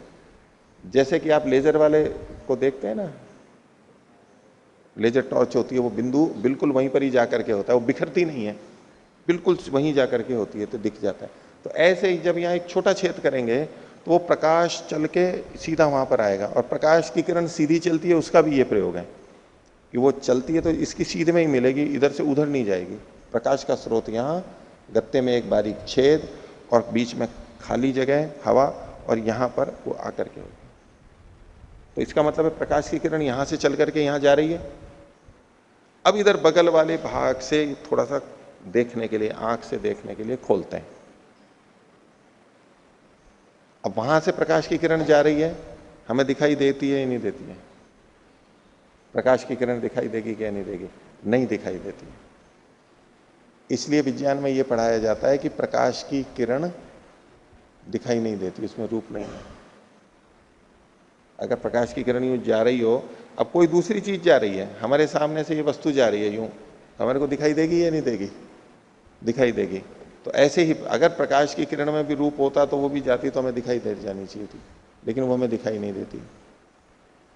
तो ये तो ठीक है कि प्रकाश की किरण इतनी तेजी से जा रही है कि उससे टकरा करके कोई प्रकाश की किरण हमारी आंख तक नहीं आ रही, इसलिए हमें वो दिखाई नहीं दे रही। लेकिन प्रकाश की किरण सीधी जब हमारी तरफ आती है तो हमें दिखाई देती है, जैसे दीपक से आ रही है, अलग से एक किरण दिखाई नहीं देती। लेकिन जब समूह उसमें आ रहा है हमारे को, तो हमें पता लगता है ये प्रकाश का स्रोत है, यहाँ से प्रकाश की आ रही है। पर सीधे सीधे किरण आती हुई तो यूं भी नहीं पहचान में आती कि जैसे रस्सी की तरह से कोई किरण चल करके आ रही हो, क्योंकि किरणें तो बहुत सारी आ रही हैं। एक ही स्रोत से किरणें कितनी निकल रही हैं? बहुत सारी, सब चल चल करके आ रही हैं, जैसे रस्सियां निकली हो, जैसे सेवैयां निकल रही हो ना, बहुत सारी। लेकिन यूं हमारे को अलग अलग तो दिखाई नहीं देती। ये एक किरण, ये एक किरण, ये एक किरण, हमारे को वहां से प्रकाश आता हुआ दिखता है। हम प्रकाश को देख लेते हैं सीधे, अगर देखते हैं, अगर हमारी आंख में आता है तो। लेकिन वो प्रयोग उस तरह का है कि प्रकाश हमें दिखाई नहीं देता। प्रकाश के माध्यम से हम वस्तुओं को देखते हैं, लेकिन प्रकाश हमें दिखाई नहीं देता है। वो जो मैं प्रयोग बता रहा था, उस तरह का प्रयोग करके दिखाते हैं। तो नहीं दिखाई देता, दिखाई देता है। देखो, हाँ, टॉर्च का प्रकाश दिखाई देता है। जैसे अंधेरे में हम जा रहे हैं, दूर से यूं प्रकाश टॉर्च फेंकते हैं तो बीच में भी दिखता है ना, ये जा रही है, बीच में दिखाई देता है ना। जैसे सनेमा घर में पहले इधर से प्रकाश जाता था, वो वहां पर दिखता था, तो ऊपर यूं देखो तो यूं प्रकाश की लहरें ऐसी और यूं ऊंची नीचे, क्योंकि सब बीड़ी सिगरेट पीते थे अंदर, धुआं भी जाता था, धूल भी होती थी। तो वो जो हमारे बीच में दिखाई देती है ना, वो कब? जब बीच में धूल के कण दिखाई देते हैं, उससे टकरा करके आती है, इसलिए दिखाई देती है। जैसे कि झोंपड़ी में सुबह सुबह प्रकाश की किरण, या घर में एक छोटे से छेद से कमरे के अंदर जो आ रही हो, उसमें हमें वो किरण दिखाई देती है कि आ रही है, क्योंकि वहां धूल होती है। और अगर उस समय झाड़ू लगा रहे हो तो वो प्रकाश की किरण बहुत अच्छी दिखाई देती है। झाड़ू नहीं लग रही हो तो अच्छी नहीं दिखाई देगी। झाड़ू लगाते हैं तो धूल उड़ती है, कण सारे हवा में आ जाते हैं, वो दिखाई देने लगती है। तो वास्तव में वो किरण नहीं दिखाई दे रही, वहां जो छोटे छोटे कण है वहां से प्रकाश टकरा करके हमारे तक आ रहा है, तो हमें लगता है जैसे कि प्रकाश की किरण दिखाई दे रही है। वास्तव में वो दिखाई नहीं देती, ऐसा सिद्धांत है। तो वो प्रकाश की किरण होते हुए भी दिखाई नहीं दे रही, अनुद्भूत रूप गुण है उसमें, ऐसे नहीं दिखाई देगी। इस रूप में हमारे को सन्निकर्ष नहीं हो पाता है, इंद्रियात सन्निकर्ष नहीं हो रहा है, इसलिए वो हमें दिखाई नहीं दे रही है। तो देखिए आगे, तो अनुद्भूत रूपश्चायम नयनो रश्मि, ये जो नयन से संबंधित रश्मि है, ये अनुद्भूत रूप वाली, वो दिखाई नहीं देती। जो नेत्र से निकलता हुआ मानते हैं वो अनुद्भूत मानते ही हैं, दिखाई नहीं दे रही, वो तो सिद्ध कर ही रहा है। और अगर हम वस्तुओं से टकरा करके जो नेत्र तक आ रही है, वो भी किरणें आते हुए हमारे को दिखाई नहीं देती कि प्रकाश की किरणें आ रही हैं, अनुद्भूत हैं। तस्मात् प्रत्यक्ष तो नोपलब्धते, इसलिए वो प्रत्यक्ष रूप से दिखाई नहीं देती हैं। दृष्टस्य तेजसो धर्म भेद है, और तेज में धर्म का भेद दिखाई देता है द्रव्य में। कैसे? उद्भूत रूप स्पर्शम प्रत्यक्षम तेजो, ऐसा तेज जिसमें कि रूप और स्पर्श उद्भूत होता है, प्रकट होता है, वो भी प्रत्यक्ष होता है। यथा आदित्य रश्मियां, सूर्य से जो रश्मियां आ रही हैं उसमें रूप और स्पर्श दोनों उद्भूत हैं। आगे, उद्भूत रूपम अनुद्भूत स्पर्शम च प्रत्यक्षम तेजो यथा प्रदीप रश्मया, और उद्भूत तो रूप और स्पर्श अनुद्भूत, ऐसा भी तेज होता है जैसे कि दीपक की रश्मि, दीपक जल रहा हो उधर दूर से, तो उसका प्रकाश तो आता है लेकिन उसकी गर्मी हमारे को नहीं आती, तो गर्मी अनुद्भूत है, उष्णता अनुद्भूत है, प्रकाश उद्भूत है, ऐसा भी देखा जाता है। उद्भूत स्पर्शम अनुद्भूत रूपम रूपम अप्रत्यक्षम, और जो उद्भूत स्पर्श वाला है, स्पर्श तो प्रकट है लेकिन अनुद्भूत रूप वाला है, तो ऐसा अप्रत्यक्ष होगा। यथा अबादि संयुक्तम तेजा, जैसे जल में अग्नि होती है, गर्म जल होता है, तो वहां पर रूप अनुद्भूत है, स्पर्श उद्भूत है, तो वो हमारे को प्रत्यक्ष नहीं होती है। अनुद्भूत रूप स्पर्शो अप्रत्यक्ष चाक्षुषो रश्मि रीति, तो सिद्धांत क्या कह रहे हैं, जो चक्षु रश्मियां हैं ये अनुद्भूत रूप और स्पर्श वाली हैं। चक्षु रश्मियों का न तो स्पर्श होता है और न ही रूप पता लगता है। नेत्र से निकलने वाली मानेंगे तब भी, और उधर से टकरा करके आ रही है वो भी, न तो हमें उसका रूप दिखाई दे रहा है और न ही हमें स्पर्श दिखाई दे रहा है। जब हम किसी वस्तु को यूं देख रहे हैं, तो ये ठीक है, हमने जान लिया है कि भाई प्रकाश होता है तो हमें दिखाई देता है, तो हम प्रकाश को देख रहे हैं, उन वस्तुओं को देख रहे हैं। भाई सिद्धांततः अगर विज्ञान के हिसाब से माना जाए कि प्रकाश की किरणें टकरा करके यहां आ रही हैं, तो वास्तव में हम किसको देख रहे हैं? प्रकाश की किरणों को देख रहे हैं या वस्तु को देख रहे हैं? सिद्धांततः वैसे देखेंगे तो क्या हमें क्या, क्योंकि इंद्रियार्थ सन्निकर्ष किसका हुआ? चक्षु का और रश्मियों का इंद्रियार्थ सन्निकर्ष हुआ, तो हमें क्या लगे, हमें क्या लगना चाहिए कि हम प्रकाश की किरणों को देख रहे हैं, लेकिन ये हमें प्रतीति नहीं होती है, इससे हमारी व्यवहार की सिद्धि भी नहीं होगी। हमें क्या प्रतीति होती है? हम वस्तुओं को देख रहे हैं। इसका मतलब प्रकाश की किरणें हमें दिखाई नहीं दे रही हैं, हमें तो वस्तु दिखाई दे रही है। हमें यह बोध नहीं होता है कि मैं यहां से इस रंग की प्रकाश किरण को देख रहा हूं या इस रंग की प्रकाश किरण को देख रहा हूं, यह हमें अनुभूति नहीं होती है। जो विज्ञान को पढ़ चुके हैं उनको भी ये अनुभूति नहीं होती है, भले ही उनका दिमाग ज्ञान ये काम कर रहा है कि ये प्रकाश की किरणें दिखाई दे रही हैं, लेकिन वास्तव में दिखाई नहीं देती हैं, क्योंकि इंद्रियां बनाई ही परमात्मा ने ऐसी हैं कि जिससे हमारा व्यवहार सिद्ध हो सके, भले ही वहां पर इंद्रिय दोष हो थोड़ा सा। तत्वज्ञान के चक्कर में फिर हमारा व्यवहार नहीं हो पाएगा। अगर परमात्मा ने इंद्रियां ऐसी बना दी होती है कि बस प्रकाश की किरणें ही दिखाई देती है, हमारे को वस्तु दिखाई नहीं देती, तो व्यवहार की सिद्धि में तो तत्वज्ञान तो हो जाता, लेकिन व्यवहार की सिद्धि नहीं होती। तो परमात्मा ने इंद्रियां बनाई ऐसी हैं, और उससे देखो हमारे को थोड़ी तो अविद्या आ ही जाती है ना, तत्वज्ञान से रहित हो गए ना हम, अविद्या आ गई ना। इंद्रिय दोषात संस्कार दोषात च अविद्या, इंद्रिय के दोष से, इंद्रियां हैं ही ऐसी तो वस्तु को दिखा रही है, प्रकाश को नहीं दिखा रही है, लेकिन परमात्मा ने उस अविद्या को दूर करने के लिए दूसरा उपाय भी दे रखा है, बुद्धि साथ में दे रखी है। इंद्रियों से व्यवहार के लिए ऐसा बनाया है, और बुद्धि का प्रयोग करके हम तत्व को भी जान सकते हैं और इंद्रियों से हम व्यवहार को भी सिद्ध कर सकते हैं। तो चक्षु रश्मियां जो चाहे यहां से जाने वाली हो चाहे वहां से आने वाली मानी जाए, दोनों ही पक्षों में रूप और स्पर्श उसका अनुद्भूत है। न तो हमें स्पर्श प्रतीत होगा और न ही हमें रूप उसका प्रतीत होगा। तो ऐसा करके उसने कहा कि रश्मियां तो होती हैं। आगे सिद्धांति का ही सूत्र है, कर्मकारी तश्च इंद्रियाणाम व्यूह पुरुषार्थ तंत्र। बोलिए ऐसी क्यों बना दी चक्षु रश्मियां, जो है ना तो रूप और स्पर्श दोनों ही अनुद्भूत हैं। तो बोले कर्मकारी तश्च इंद्रियाणाम व्यूह, इंद्रियों का जो व्यूहन है, रचना है, वो कैसे है? कर्मकारित है, कर्म के कारण से है। जैसे हमारे कर्म है उसके अनुसार से ये बनती हैं, और फिर इसलिए चूंकि हमारे कर्म के अनुसार ये बनी है, इसलिए पुरुषार्थ तंत्र, पुरुष के प्रयोजन के आधार वाली है, यानी पुरुष के प्रयोजन को सिद्ध करने वाली है। हमारे कर्मों के अनुसार तो हमें इंद्रियां मिले, और इंद्रियों से हमारा प्रयोजन सिद्ध नहीं हो तो क्या फायदा? हमारे पैसों से भोजन आए हमारा, और उससे हमारा प्रयोजन सिद्ध नहीं हो, हम उस भोजन को खा नहीं सकते हो, तो क्या मतलब हुआ? हम शाकाहारी हैं, हमने पैसे दिए, भोजन आ गया मांसाहारी, हमारे पैसे से भोजन आया और उससे हमारा प्रयोजन सिद्ध नहीं हो रहा है, वो भोजन हम खा नहीं सकते, या ऐसा आ गया कि गंदा आ गया कि हम खा नहीं सकते, पैसे तो लग गए, तो क्या प्रयोजन हुआ? तो ये इंद्रियां हमारे कर्म से हमें मिली हैं, हमारे पुरुषार्थ से, यूं कहो हमारे पैसे से मिली हैं, हमारे भाग्य से मिली हैं। तो उसमें ये बात तो होनी ही चाहिए कि हमारे प्रयोजन को सिद्ध करें। तो इंद्रियों का जो व्यूहन है, इंद्रियों की जो रचना है, वो हमारे कर्मों के अनुसार है, तो वो हमारे यानी आत्मा के प्रयोजन को सिद्ध करने वाली होती हैं। इसलिए इसमें रूप और स्पर्श जो है वो अनुभूत है, तो अनुभूत बनाया परमात्मा। इंद्रियां ही ऐसी बनाई हैं कि दूर रहते हुए हमारे को अगर वो इस पास में जा करके ज्ञान होता तो हमारा पुरुष का प्रयोजन सिद्ध नहीं हो पाता। इसलिए रचना ऐसी की गई है, हमारे लिए बनी है, हमारा हमारा भाग्य इसमें लगा है, हमारा कर्म इसमें लगा है, इसलिए ये हमारे लिए बनी है, हमारे हित के लिए बनाई है परमात्मा ने। भाष्य यथा चेतनस्य अर्थो विषयोपलब्धि भूतः सुख दुखोपलब्धि भूतश्च कल्प्यते। चेतन का जो अर्थ है, चेतन का जो प्रयोजन है, चेतन यानी आत्मा, उसका जो प्रयोजन है तो दो तरह से हो। एक तो विषयोपलब्धि भूत है, विषयों की उपलब्धि के रूप में, ये विषय ये है, ये काले रंग की है, ये सफेद रंग की है, ये इतनी बड़ी है, ये ऐसी भारी है, हल्की है, ऐसा खुरदरा है, मुलायम है, जो भी है, विषयों की उपलब्धि रूप अर्थ उपलब्धि का करना, ये एक हमारा प्रयोजन है कि हम जानना चाहते हैं वस्तु कैसी है, एक बात। और दूसरा सुख दुखोपलब्धि भूतश्च, और सुख दुख की उपलब्धि रूप भी प्रयोजन होता है हमारा। दोनों प्रयोजन होते हैं, एक ज्ञान और एक सुख दुख की उपलब्धि।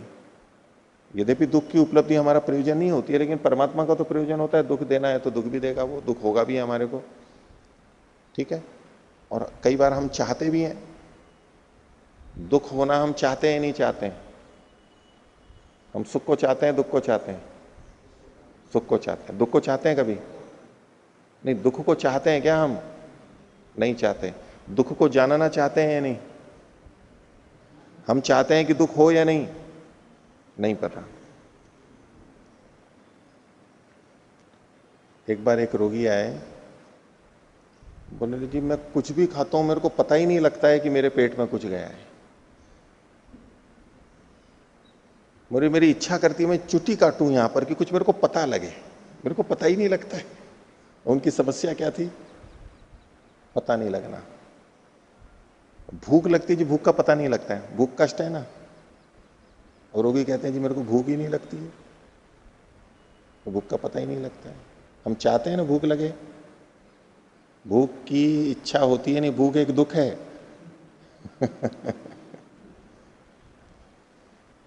आपने देखा होगा जिनको कुष्ठ हो जाता है, लेप्रोसी, उनकी त्वचा की संवेदना उन क्षेत्र में चली जाती है, स्पर्श नहीं हो पाता है उनको। और जो महिलाएं भोजन पकाती हैं उनमें एक लक्षण देखा जाता है, वो आके कहती हैं कि जी मैं ये जल गया, मेरे काले काले दाग हो गए। बोले कैसे जल गया ये? पता ही नहीं। अब कोई पतीले में दूध दाल कुछ बना करके रखी, अग्नि है, और वो सरकते सरकते उसे छू गई तो उनको ये नहीं पता लगता कि ये गरम गरम है। हमें तो पता लग जाता है, और पता लगता ही हम हाथ हटा लेते हैं। उनको पता नहीं लगता है, तो पता नहीं लगता है तो वहीं लगे रहते हैं, तो जल जाती है चमड़ी। तो गर्म चीज छूने से जो कष्ट होता है उसकी इच्छा हमारे को है या नहीं है? होगी या नहीं होगी? हम सड़क पे चल के जा रहे हैं, कंकर चुभता है, कांटा चुभता है, हम कह जी भगवान हमारे पैर को ऐसा बना दो कि कंकर और कांटा चुभे तो भी पता नहीं लगे। हम चलते जाएंगे, कंकर चुभते जाएंगे, कांटे चुभते जाएंगे, कांच चुभेगा, कट जाएगा, हमें पता ही नहीं लगेगा कि, और कब खून बह रहा है हमें पता ही नहीं लगेगा, कितना खून बह गया, कष्ट भी नहीं हुआ। ये कोई अच्छी स्थिति है? नहीं, कोई नहीं चाहेगा, इसका इलाज कराना चाहते हैं। अर्थात हम चाहते हैं कि हमें कष्ट हो, हम चाहते हैं कि हमारी अलार्म घड़ी बजे, घंटी, खतरे की घंटी बजे, अगर कोई आए तो हम चाहते हैं कि कोई आए तो हमारा कुत्ता भौंके और हमारी नींद टूटे। वैसे नींद तोड़ना नहीं चाहते हैं, लेकिन अन्य बड़ी हानि से बचने के लिए हम छोटी हानि को चाहते हैं। तो ये दुख को भी हम चाहते हैं कभी कभी। तो दुख की जो उपलब्धि हो रही है, कष्ट की पीड़ा की जो उपलब्धि होती है, वो भी पुरुष के प्रयोजन के लिए। यहां क्या बात लिखी गई थी? तथा चेतनस्य अर्थ, चेतन का जो अर्थ है, प्रयोजन है क्या? एक तो विषयोपलब्धि भूत है, विषयों की उपलब्धि होनी चाहिए कि हमारे सामने ये चीज खड़ी है नहीं है, गाड़ी चला रहे हैं है या नहीं है, रास्ता है या कच्ची जगह है, सब हमें पता लगना चाहिए। ये हम विषय की उपलब्धि चाहते हैं, नहीं तो हमारा व्यवहार नहीं हो सकता।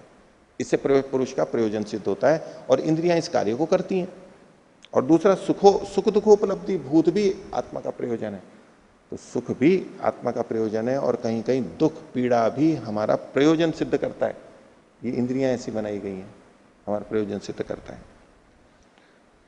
भूतश्च कल्प्यते या कल्पते, जैसे ये होते हैं वैसे ही तथा इंद्रियाणी व्यूढ़ानी, उसी प्रकार से ये इंद्रियां बनी हुई हैं कि जिससे कि जीवात्मा के ज्ञान को उसको प्राप्ति हो और उसको सुख दुख की प्रतीति हो सके।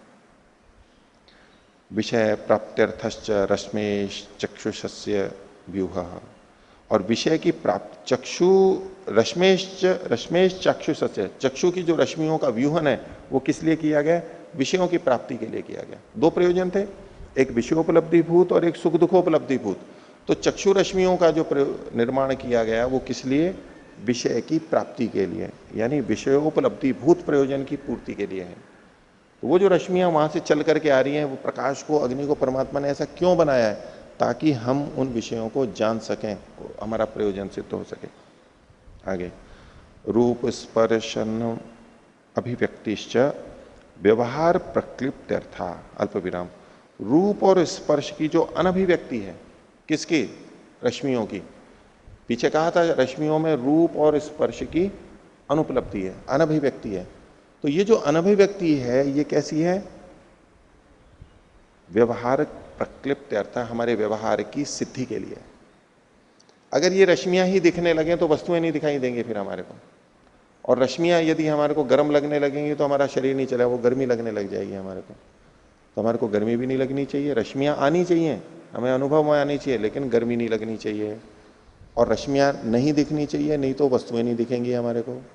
इसकी रचना ही ऐसी की गई है अग्नि रूप तेजस, लेकिन रूप और स्पर्श दोनों अनुद्भूत है, क्योंकि तभी जीव का प्रयोजन सिद्ध होता है। और सब जगह है। अब जैसे आंख को ही लीजिए, आंख की रचना को देखते हैं तो आंख के बाहर की जो झिल्ली है, फिर उसके अंदर कुछ पानी है, द्रव पदार्थ है, फिर उसके पीछे फिर एक कांच है, लेंस है, फिर उसके पीछे फिर द्रव पदार्थ है। ये जो सारा का सारा है, तो पानी को तो चलो छोड़ दो फिर भी, लेकिन जो बाहर की झिल्ली है, अंदर का कांच है, उसमें रक्त वाहिनियां नहीं होती है, नसें होती है ना जो, वो नहीं होती है। रक्त वाहिनियां क्या करती हैं? पोषण देती हैं, कचरा निकालती हैं, गंदगी निकालती हैं, चयापचय से जो होती है, और पोषण को देती है, ऑक्सीजन देती है, तब हम काम कर पाते हैं। बाकी शरीर में अधिकांश यही काम चलता है। लेकिन यहां पर क्या है? इसमें रक्त की नसें नहीं है, हमें दिखाई देती हैं तो वो बाहर इधर सफेद की तरफ दिखाई देती हैं। कभी हम सो के उठते हैं या गुस्सा आता है या शीर्षासन कर लिया या ऐसा जोर पड़ गया तो वो नसें निकल जाती हैं, दिखने लगती हैं।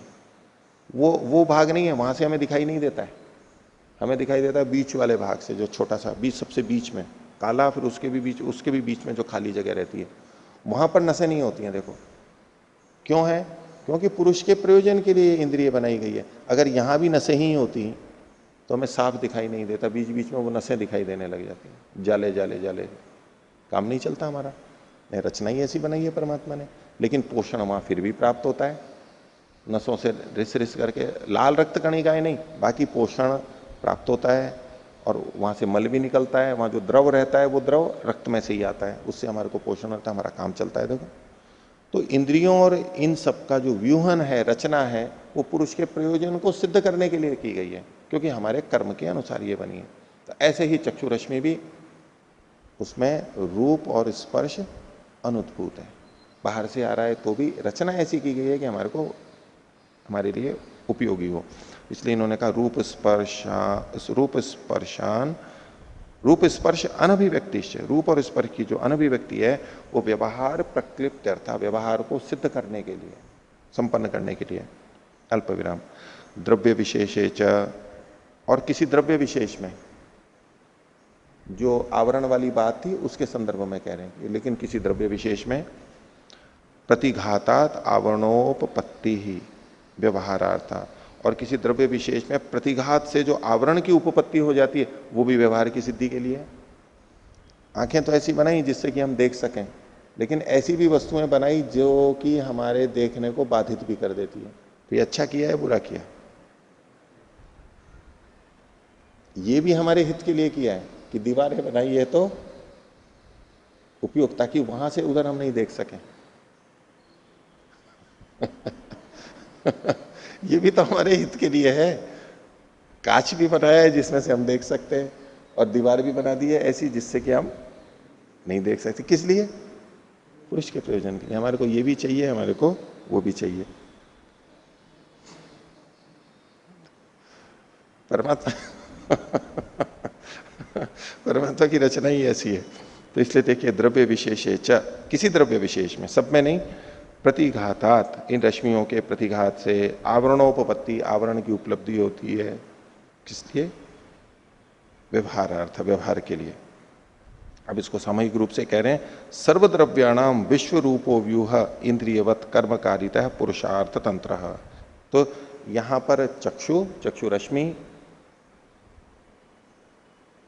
और दीवार, ये तो अलग बात हो गई। इसके अलावा सबके लिए कह रहे हैं, सर्वद्रव्याणाम, जितने भी द्रव्य हैं उन सबका, संसार में जितनी भी चीजें बनी हुई उन सब पे ये व्यापक सिद्धांत लगा रहे हैं। सर्वद्रव्याणाम विश्व रूप, उनका जितना भी रूप है, विविध रूपों में वो होती हैं। जल है, तरल भी होता है तो ठंडा, बर्फ भी जम जाता है तो भाप भी बन जाता है। जितने भी द्रव्य हैं और इनके जितने भी रूप हैं, जो जो बन सकते हैं, यौगिक बन सकते हैं, रासायनिक क्रियाएं होके बन सकती हैं, भौतिक रूप अलग अलग हो सकते हैं, जो भी इनका रूप है। तो सर्वद्रव्याणाम विश्व रूपो व्यूह, जितना भी स्वरूप वाला इनका व्यूहन है वो इंद्रियवत, इंद्रियों के समान कर्मकारिता, कर्म के कारण से हुआ है वो। और वो कर्म के कारण से कैसा है? पुरुषार्थ तंत्र है, पुरुष के प्रयोजन को सिद्ध करने वाला है। ये ईश्वर की, वैज्ञानिकों की दृष्टि में ईश्वर जो पुस्तक है ना, उसमें वैज्ञानिक यही सारा बताते हैं। ये सब कितनी विचित्र रचना है। कोई चीज तरल होती है तो पतली होती है, और ठोस हो जाती है तो कैसी हो जाती है? भारी हो जाती है। ठोस हो जाए तो कैसी जानी चाहिए? नीचे जानी चाहिए। लेकिन कुछ चीजें जो होती हैं वो ठोस हो जाती हैं, जम जाती हैं तो वो हल्की हो जाती हैं, ऊपर आ जाती हैं। जैसे कि बर्फ है, अब वो जम जाता है तो कहाँ जाना चाहिए? वैसे तो ठोस होकर के नीचे जाना चाहिए, लेकिन क्या होता है? ऊपर तैरता है। देखो, यही अपने आप में विचित्र है।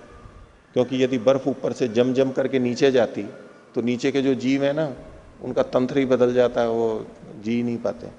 तो बर्फ जमती भी है तो ऊपर हो जाती है, अब वो आवरण का काम करती है, नीचे का जीवन जो का तो चलता रहता है। ध्रुव प्रदेशों में भी ऊपर मोटी मोटी बर्फ जमी रहती है, नीचे पानी रहता है, वहां पर वो जीव जीते रहते हैं, अपना उनका काम चलता रहता है। जो भी कुछ है, जहां कुछ विचित्रता भी दिख रही है तो वो प्रयोजन की सिद्धि के लिए, ये बात है, क्योंकि वो हमारे लिए है। परमात्मा ने ऐसी रचना की।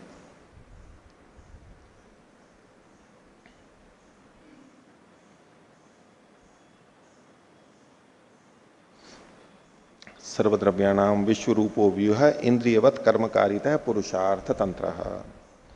कर्म तु, और फिर ये कर्म क्या है जो कर्म कारित है? तो कर्म क्या है? कर्म तु धर्माधर्म भूतम, अल्प विराम। कर्म का मतलब धर्म अधर्म रूप जो कर्म है, यानी पाप और पुण्य दोनों ही कर्म के अंतर्गत आएंगे। और ये किस लिए है? चेतन से उपभोगार्थम इति, ये चेतन के उपभोग के लिए हैं। ये सारे द्रव्य और ये इंद्रियां चेतन के उपभोग के लिए हैं, उसके काम के लिए हैं, प्रगति के लिए हैं। चाहे भोग के लिए हो चाहे अपर के लिए हो, दोनों के लिए। ये चेतना से उपभोगार्थम, ये है, यही पुरुषार्थ तंत्रता है। ये चेतन के लिए है। चिदवसानो भोगा संख्य में, कि भोग की समाप्ति कहाँ होती है? चेतन पर्यंत होती है। चेतन तक पहुंच गया तो बस वो, उसकी जो यात्रा है वो पूरी हो गई, क्योंकि चेतन के लिए ही भोग होते हैं, और चेतन तक नहीं पहुंचा है तब तक वो उसके लिए उपकारी नहीं हो पाता है। तो इसलिए सूत्रकार ने कहा कर्मकारितश्च इंद्रियाणाम व्यूह पुरुषार्थ तंत्र।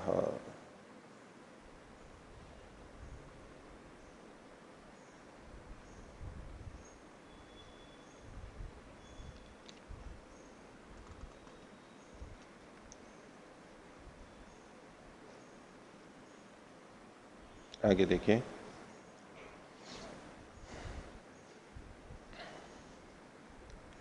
अव्यभिचाराच प्रतिघातो भौतिक धर्म।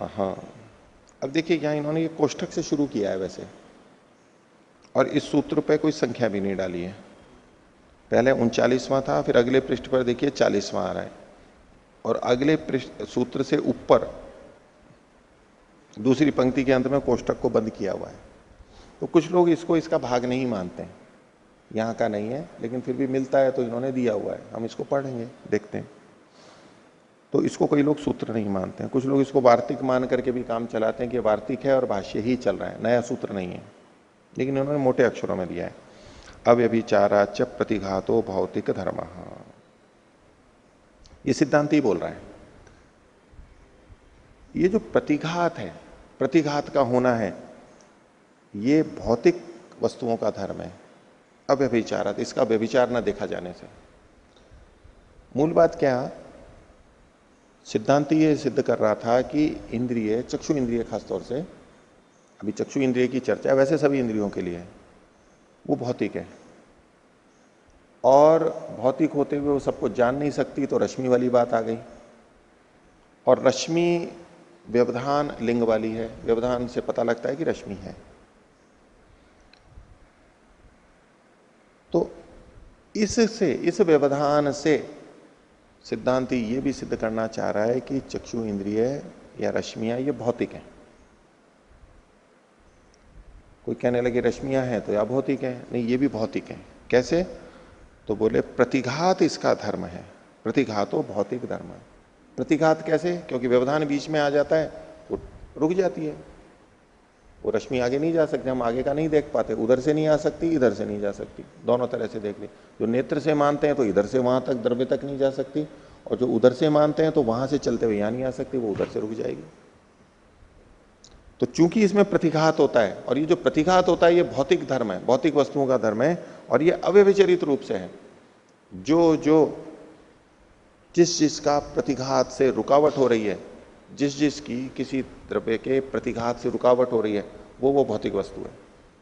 ये व्याप्ति वहां पर देखिए, और ये अव्यभिचरित है, इसका कोई व्यभिचार नहीं है। तो इसलिए रश्मि का चूंकि प्रतिघात होता है, नेत्र का प्रतिघात होता है, इससे ये भौतिक है। रश्मि भौतिक है, नेत्र भौतिक है, ये कहना चाह रहे हैं, अभौतिक नहीं है। भाष्य देखिए, यश्च आवरणोपलम्भाद इंद्रियस्य द्रव्य विशेष प्रतिघात, जो आवरण के उपालंब से, उपलब्ध बीच में आने से इंद्रिय का द्रव्य विशेष में प्रतिघात होता है, यानी हम उस द्रव्य को जान नहीं पाते हैं, स भौतिक धर्मो, ये भौतिक वस्तुओं का धर्म है। अल्प विराम। न भूतानी व्यभिचरति, और ये भूतों का व्यभिचार को प्राप्त नहीं होती है कि जहां जहां प्रतिघात होगा वो भौतिक वस्तु होगी। न अभौतिकम प्रतिघात धर्मकम दृष्टम, जो अभौतिक चीजें हैं वो प्रतिघात धर्म वाली नहीं देखी जाती। भौतिक वस्तुएं प्रतिघात धर्म वाली होती हैं, अभौतिक वस्तुएं अप्रतिघात धर्म वाली होती हैं।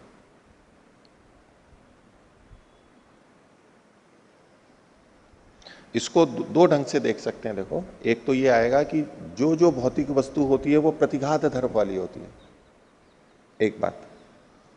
दूसरा क्या है कि जिस जिसका प्रतिघात होता है वो भौतिक होती है, जिस जिसका प्रतिघात होता है वो भौतिक होता है। अन्वय व्यतिरेक से दोनों देखना, जहां जहां धुआं होता है वहां वहां अग्नि होती है, और जहां जहां अग्नि होती है वहां वहां धुआं होता है।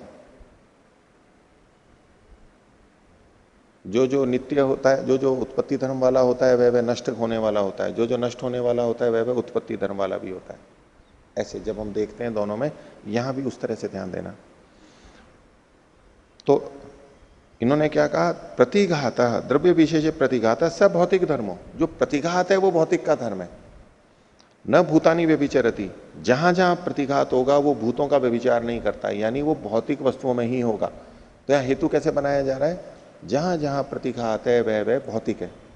ये नहीं कहा जा रहा है कि जो भौतिक है वहां वहां प्रतिघात होता ही है, ऐसा नहीं कह रहे हैं। जहां जहां प्रतिघात होता है वह भौतिक होती है।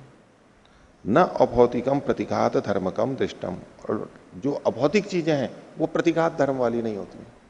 अब यहां पर यह नहीं कहा जा रहा है कि जिस जिसका अप्रतिघात होता है वह अभौतिक होती है, ध्यान देना। जिस जिसका प्रतिघात नहीं होता वह अभौतिक होती है, ये नहीं कहा जा रहा है।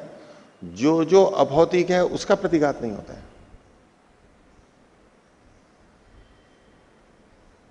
आगे इस पर अब पूर्व पक्षी कह रहा है, पूर्व पक्षी यही आक्षेप कर रहा है, ये व्याप्ति पे ही ध्यान देना। पूर्व पक्षी क्या कहना है, अप्रतिघातस्तु व्यभिचारी, जो अप्रतिघात है वो तो व्यभिचार को प्राप्त हो रहा है।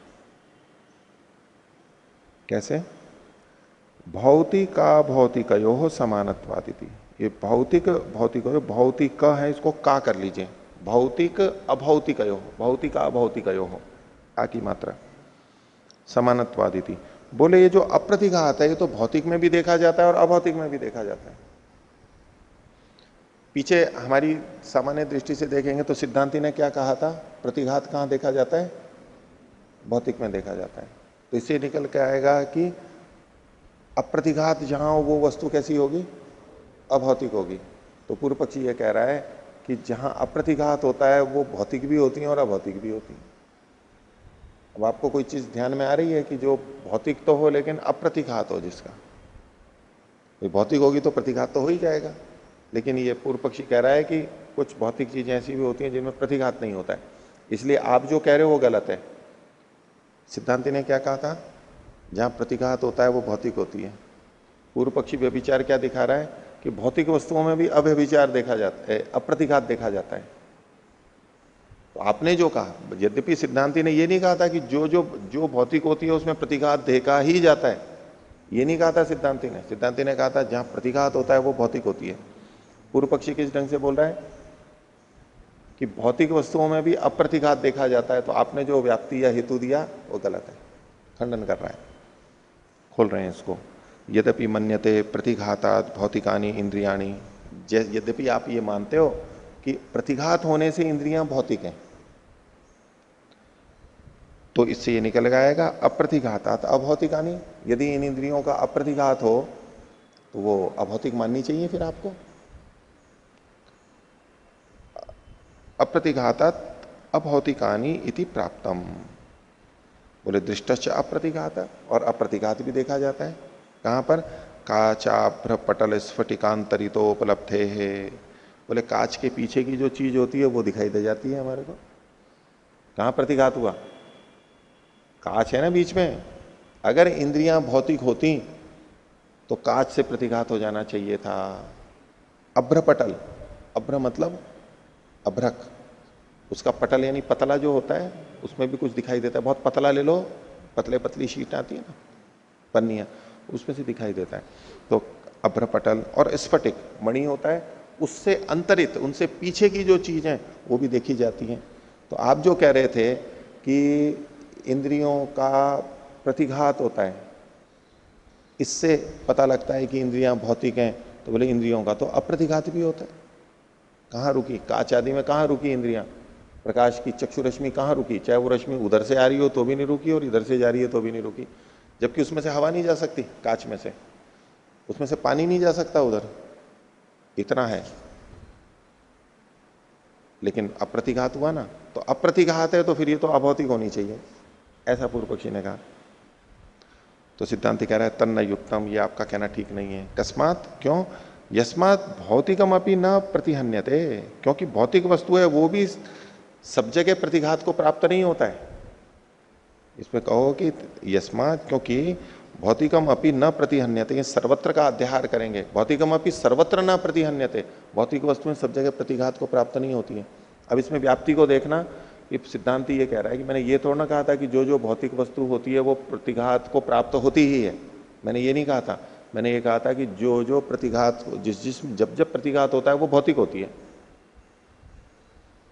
तो भौतिक वस्तुएं बिना प्रतिघात वाली भी होती हैं, दोनों हो सकती हैं, लेकिन अगर प्रतिघात है तो वो भौतिक है, ये कहना चाहते हैं। जहां धुआं है वहां अग्नि होगी, ये निश्चित है, लेकिन मैंने ये थोड़ा ना कहा था कि जहां जहां अग्नि है वहां भी धुआं होगा।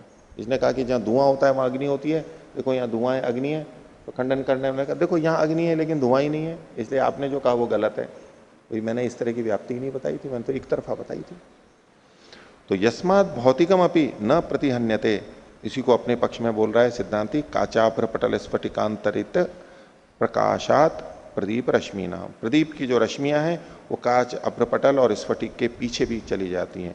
स्थल्यादिशु पाचकस्य तेजसो अप्रतिघात, और स्थाली आदि होती है, बर्तन होता है, नीचे अग्नि होती है, तो अग्नि वहां से अब उस पर तपाते हैं तो दूध में, पानी में, दाल चावल में, उस सब्जी में, उसमें पहुंच जाती है ना अग्नि। अगर प्रतिघात होता पूरा तो अग्नि वहां पर पहुंच नहीं पाती, उष्णता पहुंच नहीं पाती। जो संसरण गमन होता है ना, जैसे कुछ ऊष्मा के कुचालक होते हैं और चालक होते हैं, ये जो कथन आता है ना, कंडक्टिविटी बोलते हैं, सुपर कंडक्टिविटी, वो बहुत आजकल जो कंप्यूटर में चलते हैं कि ऐसी चीजें हैं जो कि रुकावट नहीं डालती हैं, चलती हैं, कौन किसका प्रतिरोधी जाने जाने वाला होता है। तो बोले कि यहां पर अप्रतिरोध है, अप्रतिघात है, गर्मी तो वहां पर चली जाती है। हाँ, पतीला अग्नि के प्रकाश को तो रोक देगा, अंदर नहीं जाने देगा, उधर नहीं प्रकाश को जाने देगा, लेकिन गर्मी को तो जाने देता है, गर्मी तो चली जाती है। उपपद्यते च अनुपलब्धि कारण भेदात। और तो इसमें सिद्धांति कह रहा है आगे कि कारण के भेद से अनुपलब्धि उपपन्न होती है। अलग अलग कारण होते हैं, कारण के भेद से अनुपलब्धि उपपन्न होती है। कहीं कोई कारण हो जाता है जिससे कि उपलब्धि अनुपपन्न होती है, यानी उपलब्धि हो नहीं पाती है, कोई ना कोई कारण है। उसके लिए बता रहे हैं 40वां सूत्र, माध्यन्दिन उल्का प्रकाश अनुपलब्धिवत तद अनुपलब्धि ही। माध्यम दिन मतलब दिन के, दिन में जो उल्का का प्रकाश हो, उल्काएं गिरती रहती है ना रात को भी दिन में भी, यदि दिन में बिल्कुल सूर्य चमक रहा हो उस समय में जब गिरती हैं तो उसकी अनुपलब्धि होती है, होती तो है लेकिन अनुपलब्धि होती है क्योंकि तीव्र प्रकाश में वो दब जाती हैं। उसके समान अनुपलब्धि, इसकी अनुपलब्धि हो रही है।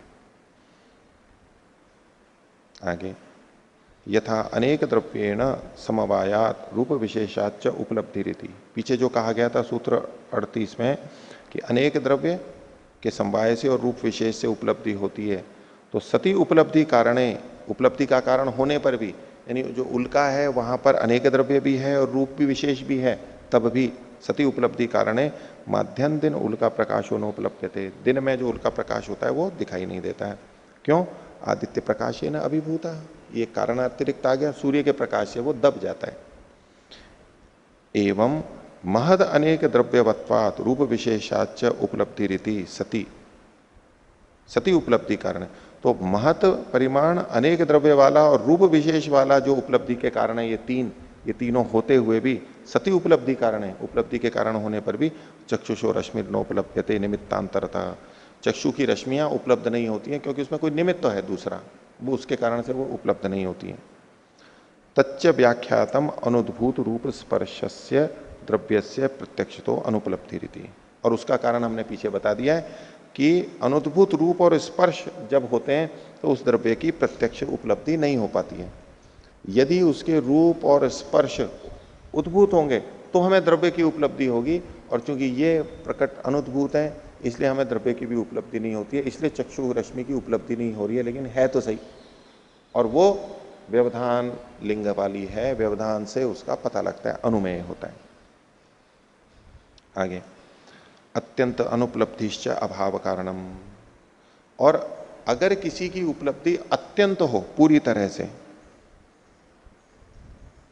कि अत्यंत जो अनुपलब्धि हो वो उसके अभाव का कारण हो सकती है। अल्प विराम। लेकिन यहां तो अनुमान से हमारे को पता लग रहा है अत्यंत अनुपलब्धि नहीं है। आगे, यो ही ब्रवीति लोष्ट प्रकाशो माध्यम दिने आदित्य प्रकाशा विभवान नोपलभ्यते इति तस्य एतत् स्यात्। अब जब इसने उल्का प्रकाश वाली बात कही और दिन में दिखाई नहीं देता है तो उस पर कोई कुतर्क कर रहा है। अगर कोई ये बोलने लगे, पूर्व पक्षी सिद्धांति कह रहा है, बोले जो मिट्टी का ढेला होता है लोष्ट, बोले उसमें से भी प्रकाश आता है। कैसे? बोले आता है। बोले अभी दिखाई क्यों नहीं दे रहा है? बोले सूर्य के प्रकाश से अभिभव को प्राप्त हो गया है। भाई उल्का पिंड भी, वो भी तो पिंड ही है पत्थर का एक तरह से और उसका खंडन करना है इसको। तो बोले कि जो पत्थर का ढेला है ना, इसमें से भी प्रकाश निकलता है। अरे इसमें से कहां प्रकाश निकलता है?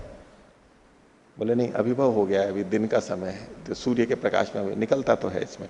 तो अगर कोई ऐसा कहे, यो ही ब्रवीति लोष्ट प्रकाश हो, ढेले का जो प्रकाश है वो माध्यम दिन में, मध्याह्न में आदित्य प्रकाश के अभिभव से उपलब्ध नहीं होता है, इति तस्य एतत् स्यात्, उसको फिर ये उत्तर देना है। इसको तो उत्तर आप लोग भी दे सकते हो ना, क्या दोगे? तो देखो सूत्रकार कह रहे हैं आपकी भी बुद्धि सूत्रकार जैसी चलने लग रही है ना। तो कहते हैं न रात्रौ अपि अनुपलब्धे है। बोले नहीं, आपकी बात ठीक नहीं है, क्योंकि ढेले का प्रकाश तो रात्रि में भी दिखाई नहीं देता है। अगर उसमें प्रकाश होता और सूर्य के प्रकाश से वो अभिभव हो गया होता, तो जब सूर्य का प्रकाश नहीं है तो दिखाई देना चाहिए। ये तो युक्ति तर्क है ही।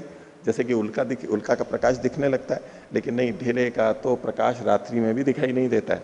तो ना रात्रौ अपि अनुपलब्धे है, अपि अनुमान तो अनुपलब्धे रीति, अपि अनुमान तो अनुपलब्धे, अनुमान से कह भी रहे हैं कि यह अनुपलब्धि होती है तो भी एवं अत्यंत अनुपलब्धे लोष्ट प्रकाशो नास्ति, लेकिन लोष्ट के प्रकाश की तो अत्यंत अनुपलब्धि है, यानी रात्रि में भी नहीं दिखता है, दिन में भी नहीं और रात्रि में भी नहीं, इसलिए वो तो नहीं है।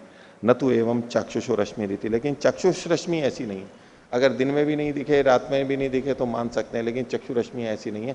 अब ये इसको रूप, इसका स्वरूप बदलना शुरू किया। आगे एक सूत्र जो आएगा नक्तंचरों की रश्मियों का, उसको अब ये सिद्ध करने की दृष्टि से यहाँ ऐसा बोल रहे हैं। जबकि पीछे क्या कह चुके थे, अनुद्भूत रूप और स्पर्श है, कारण से दबा हुआ उल्का प्रकाश के समान नहीं, वो तो अब यहां से जोड़ दिया है इन्होंने। आगे उपपन्न रूपा चेयम, और ये जो अनुपलब्धि है ये उपपन्न रूप वाली है, सिद्ध रूप वाली है। 42वां सूत्र, बाह्य प्रकाशानुग्रहात विषयोपलब्धे है अल्प विराम अनभिव्यक्ति तो अनुपलब्धि ही।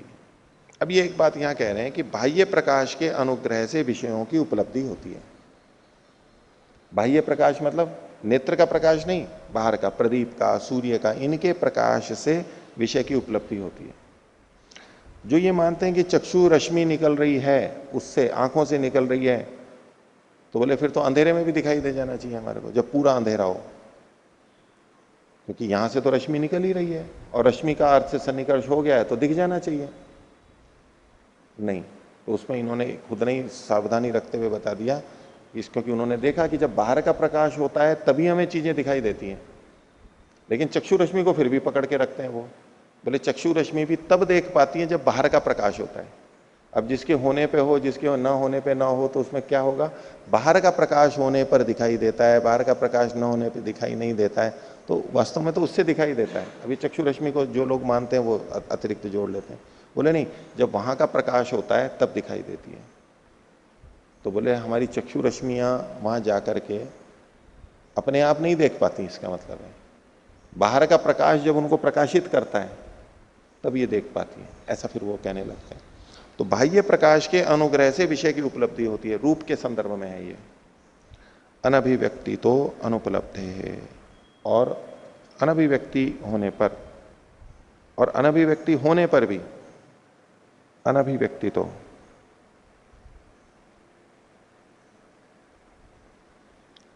और अनभिव्यक्ति होने पर उसकी अनुपलब्धि होती है, यानी चक्षु में जो रूप आदि हैं उसकी अनुपलब्धि, रूप गुण की अनभिव्यक्ति होने पर भी, पर उसकी अनुपलब्धि होती है, हमें पता नहीं लगता है चक्षु रश्मियों का। भाष्य, बाह्येन प्रकाशेन अनुगृहीतम चक्षु विषय ग्राहकम, बाह्य प्रकाश से अनुग्रहित जो चक्षु होती है वो विषय की ग्राहक होती है। कौन विषय की ग्राहक होती है? विषय का ग्रहण करने वाली कौन होती है? चक्षु। चक्षुर विषय ग्राहकम, चक्षु विषय को कब ग्रहण कर पाती है? जब बाह्य प्रकाश से वो अनुग्रहित होती है। तद अभावे अनुपलब्धि, बाह्य प्रकाश के अभाव में अनुपलब्धि होती है। सतीच प्रकाशानुग्रहे, और प्रकाश का अनुग्रह होने पर भी, प्रकाश हो तो भी, शीत स्पर्शोपलब्धौ च सत्याम, और वहां पर शीत स्पर्श की उपलब्धि होने पर भी, तदाश्रय से द्रव्य से चक्षुषा अग्रहणम, उसका आश्रय जो द्रव्य है उसकी चक्षु, उसका चक्षु से अग्रहण होता है। इसको वायु के अंदर देखिए, वायु के अंदर देखिए कि वायु है अभी और प्रकाश भी है, दिन का समय है, तो प्रकाश का तो अनुग्रह हो रहा है, लेकिन उपलब्धि हमें शीत स्पर्श की हो रही है। हवा ठंडी है, उष्णता नहीं पता लग रही है, हवा ठंडी है। शीत स्पर्शोपलब्धौ च सत्याम तदाश्रय से द्रव्य से, तो उसका आश्रय जो द्रव्य है उसकी, किसकी? जल की। चक्षुषा अग्रहणम, चक्षु से उसका अग्रहण होता है। पहली बात तो ये थी कि बाह्य प्रकाश की उपस्थिति में हमें वस्तुएं दिखाई देती हैं, तो बाह्य प्रकाश तो है, तो वायु में जो जल है वो भी दिखाई देना चाहिए। और वायु में जल है इसका पता कैसे लग रहा है? शीत स्पर्श से पता लग रहा है हमारे को। है तो सही, लेकिन हमें दिखाई नहीं दे रहा है प्रकाश होते हुए भी। तो सती च प्रकाशानुग्रहे शीत स्पर्शोपलब्ध च सत्याम, ये दोनों चीजें हैं तो भी तदाश्रय से द्रव्य से चक्षुषा अग्रहणम, उसका आश्रय जो द्रव्य है शीतलता का और इसका जल, वो दिखाई नहीं देता है। अग्रहणम रूपस्य अनुद्भूतत्वात् अल्प विराम, क्यों नहीं होता है? क्योंकि वहां पर रूप अनुद्भूत है। स्पर्श तो शीतल पता लग रहा है लेकिन रूप अनुद्भूत है। सेयम रूप अनभिव्यक्ति तो रूपाश्रय से द्रव्य से अनुपलब्धिर दृष्टा अल्प विराम, तो वह यह है, ये जो अनुपलब्धि है वो रूप की अनभिव्यक्ति होने से, क्योंकि रूप वहां पर अनुद्भूत है, प्रकट नहीं है, तो रूपाश्रय से द्रव्य से, उस रूप का आश्रय जो द्रव्य है यानी जल, उसकी अनुपलब्धि देखी जाती है। तात्पर्य क्या हुआ? रूप गुण के अनुद्भूत होने पर रूप गुण का जो आश्रय द्रव्य है उसकी अनुपलब्धि देखी जाती है, वो हमें पता नहीं लगता है। तत्र यदुक्तम, इसलिए जो आपने वहां पीछे कहा था 33वें सूत्र की बात है, तदनुपलब्धे अहेतु इति एतत् अयुक्तम, आपने कहा था कि चक्षु रश्मियां अनुपलब्ध हो रही हैं इसलिए आपका हेतु अहेतु है, आवरण लिंग वाला। तो बोले वो जो आपने कहा था वो अयुक्त कहा था, क्योंकि वस्तु के होते हुए भी वो उपलब्ध नहीं होती है, क्योंकि रूप गुण वहां पर अनुद्भूत है, रूप गुण वहां पर अनुद्भूत है। तो चक्षु रश्मियों के संदर्भ में भी ये इसी तरह प्रस्तुत कर रहे हैं कि उसमें रूप गुण अनुद्भूत है, इसलिए वो हमें प्रतीत नहीं होती, अलग से पता नहीं लगती। तो आज का विषय इतना ही रखते हैं, अभी इसी चक्षु रश्मि का विषय और आगे भी चलाएंगे, पक्ष विपक्ष और चलेगा इसमें। प्रणव तो नहीं।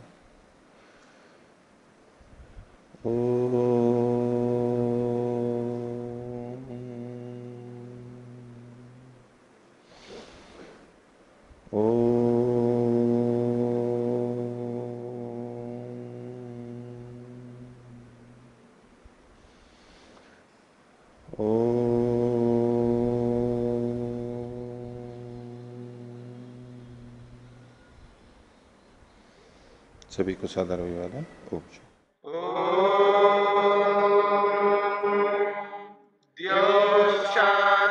शांतिरंतरिक्षम शांति पृथिवी शांतिरापः शांतिरोषधयः शांति वनस्पतयः शांतिर्विश्वे देवा शांतिर्ब्रह्म शांति सर्वं शांति शांतिरेव शांति क्षमा शांतिरेधि। ओम शांति शांति शांति।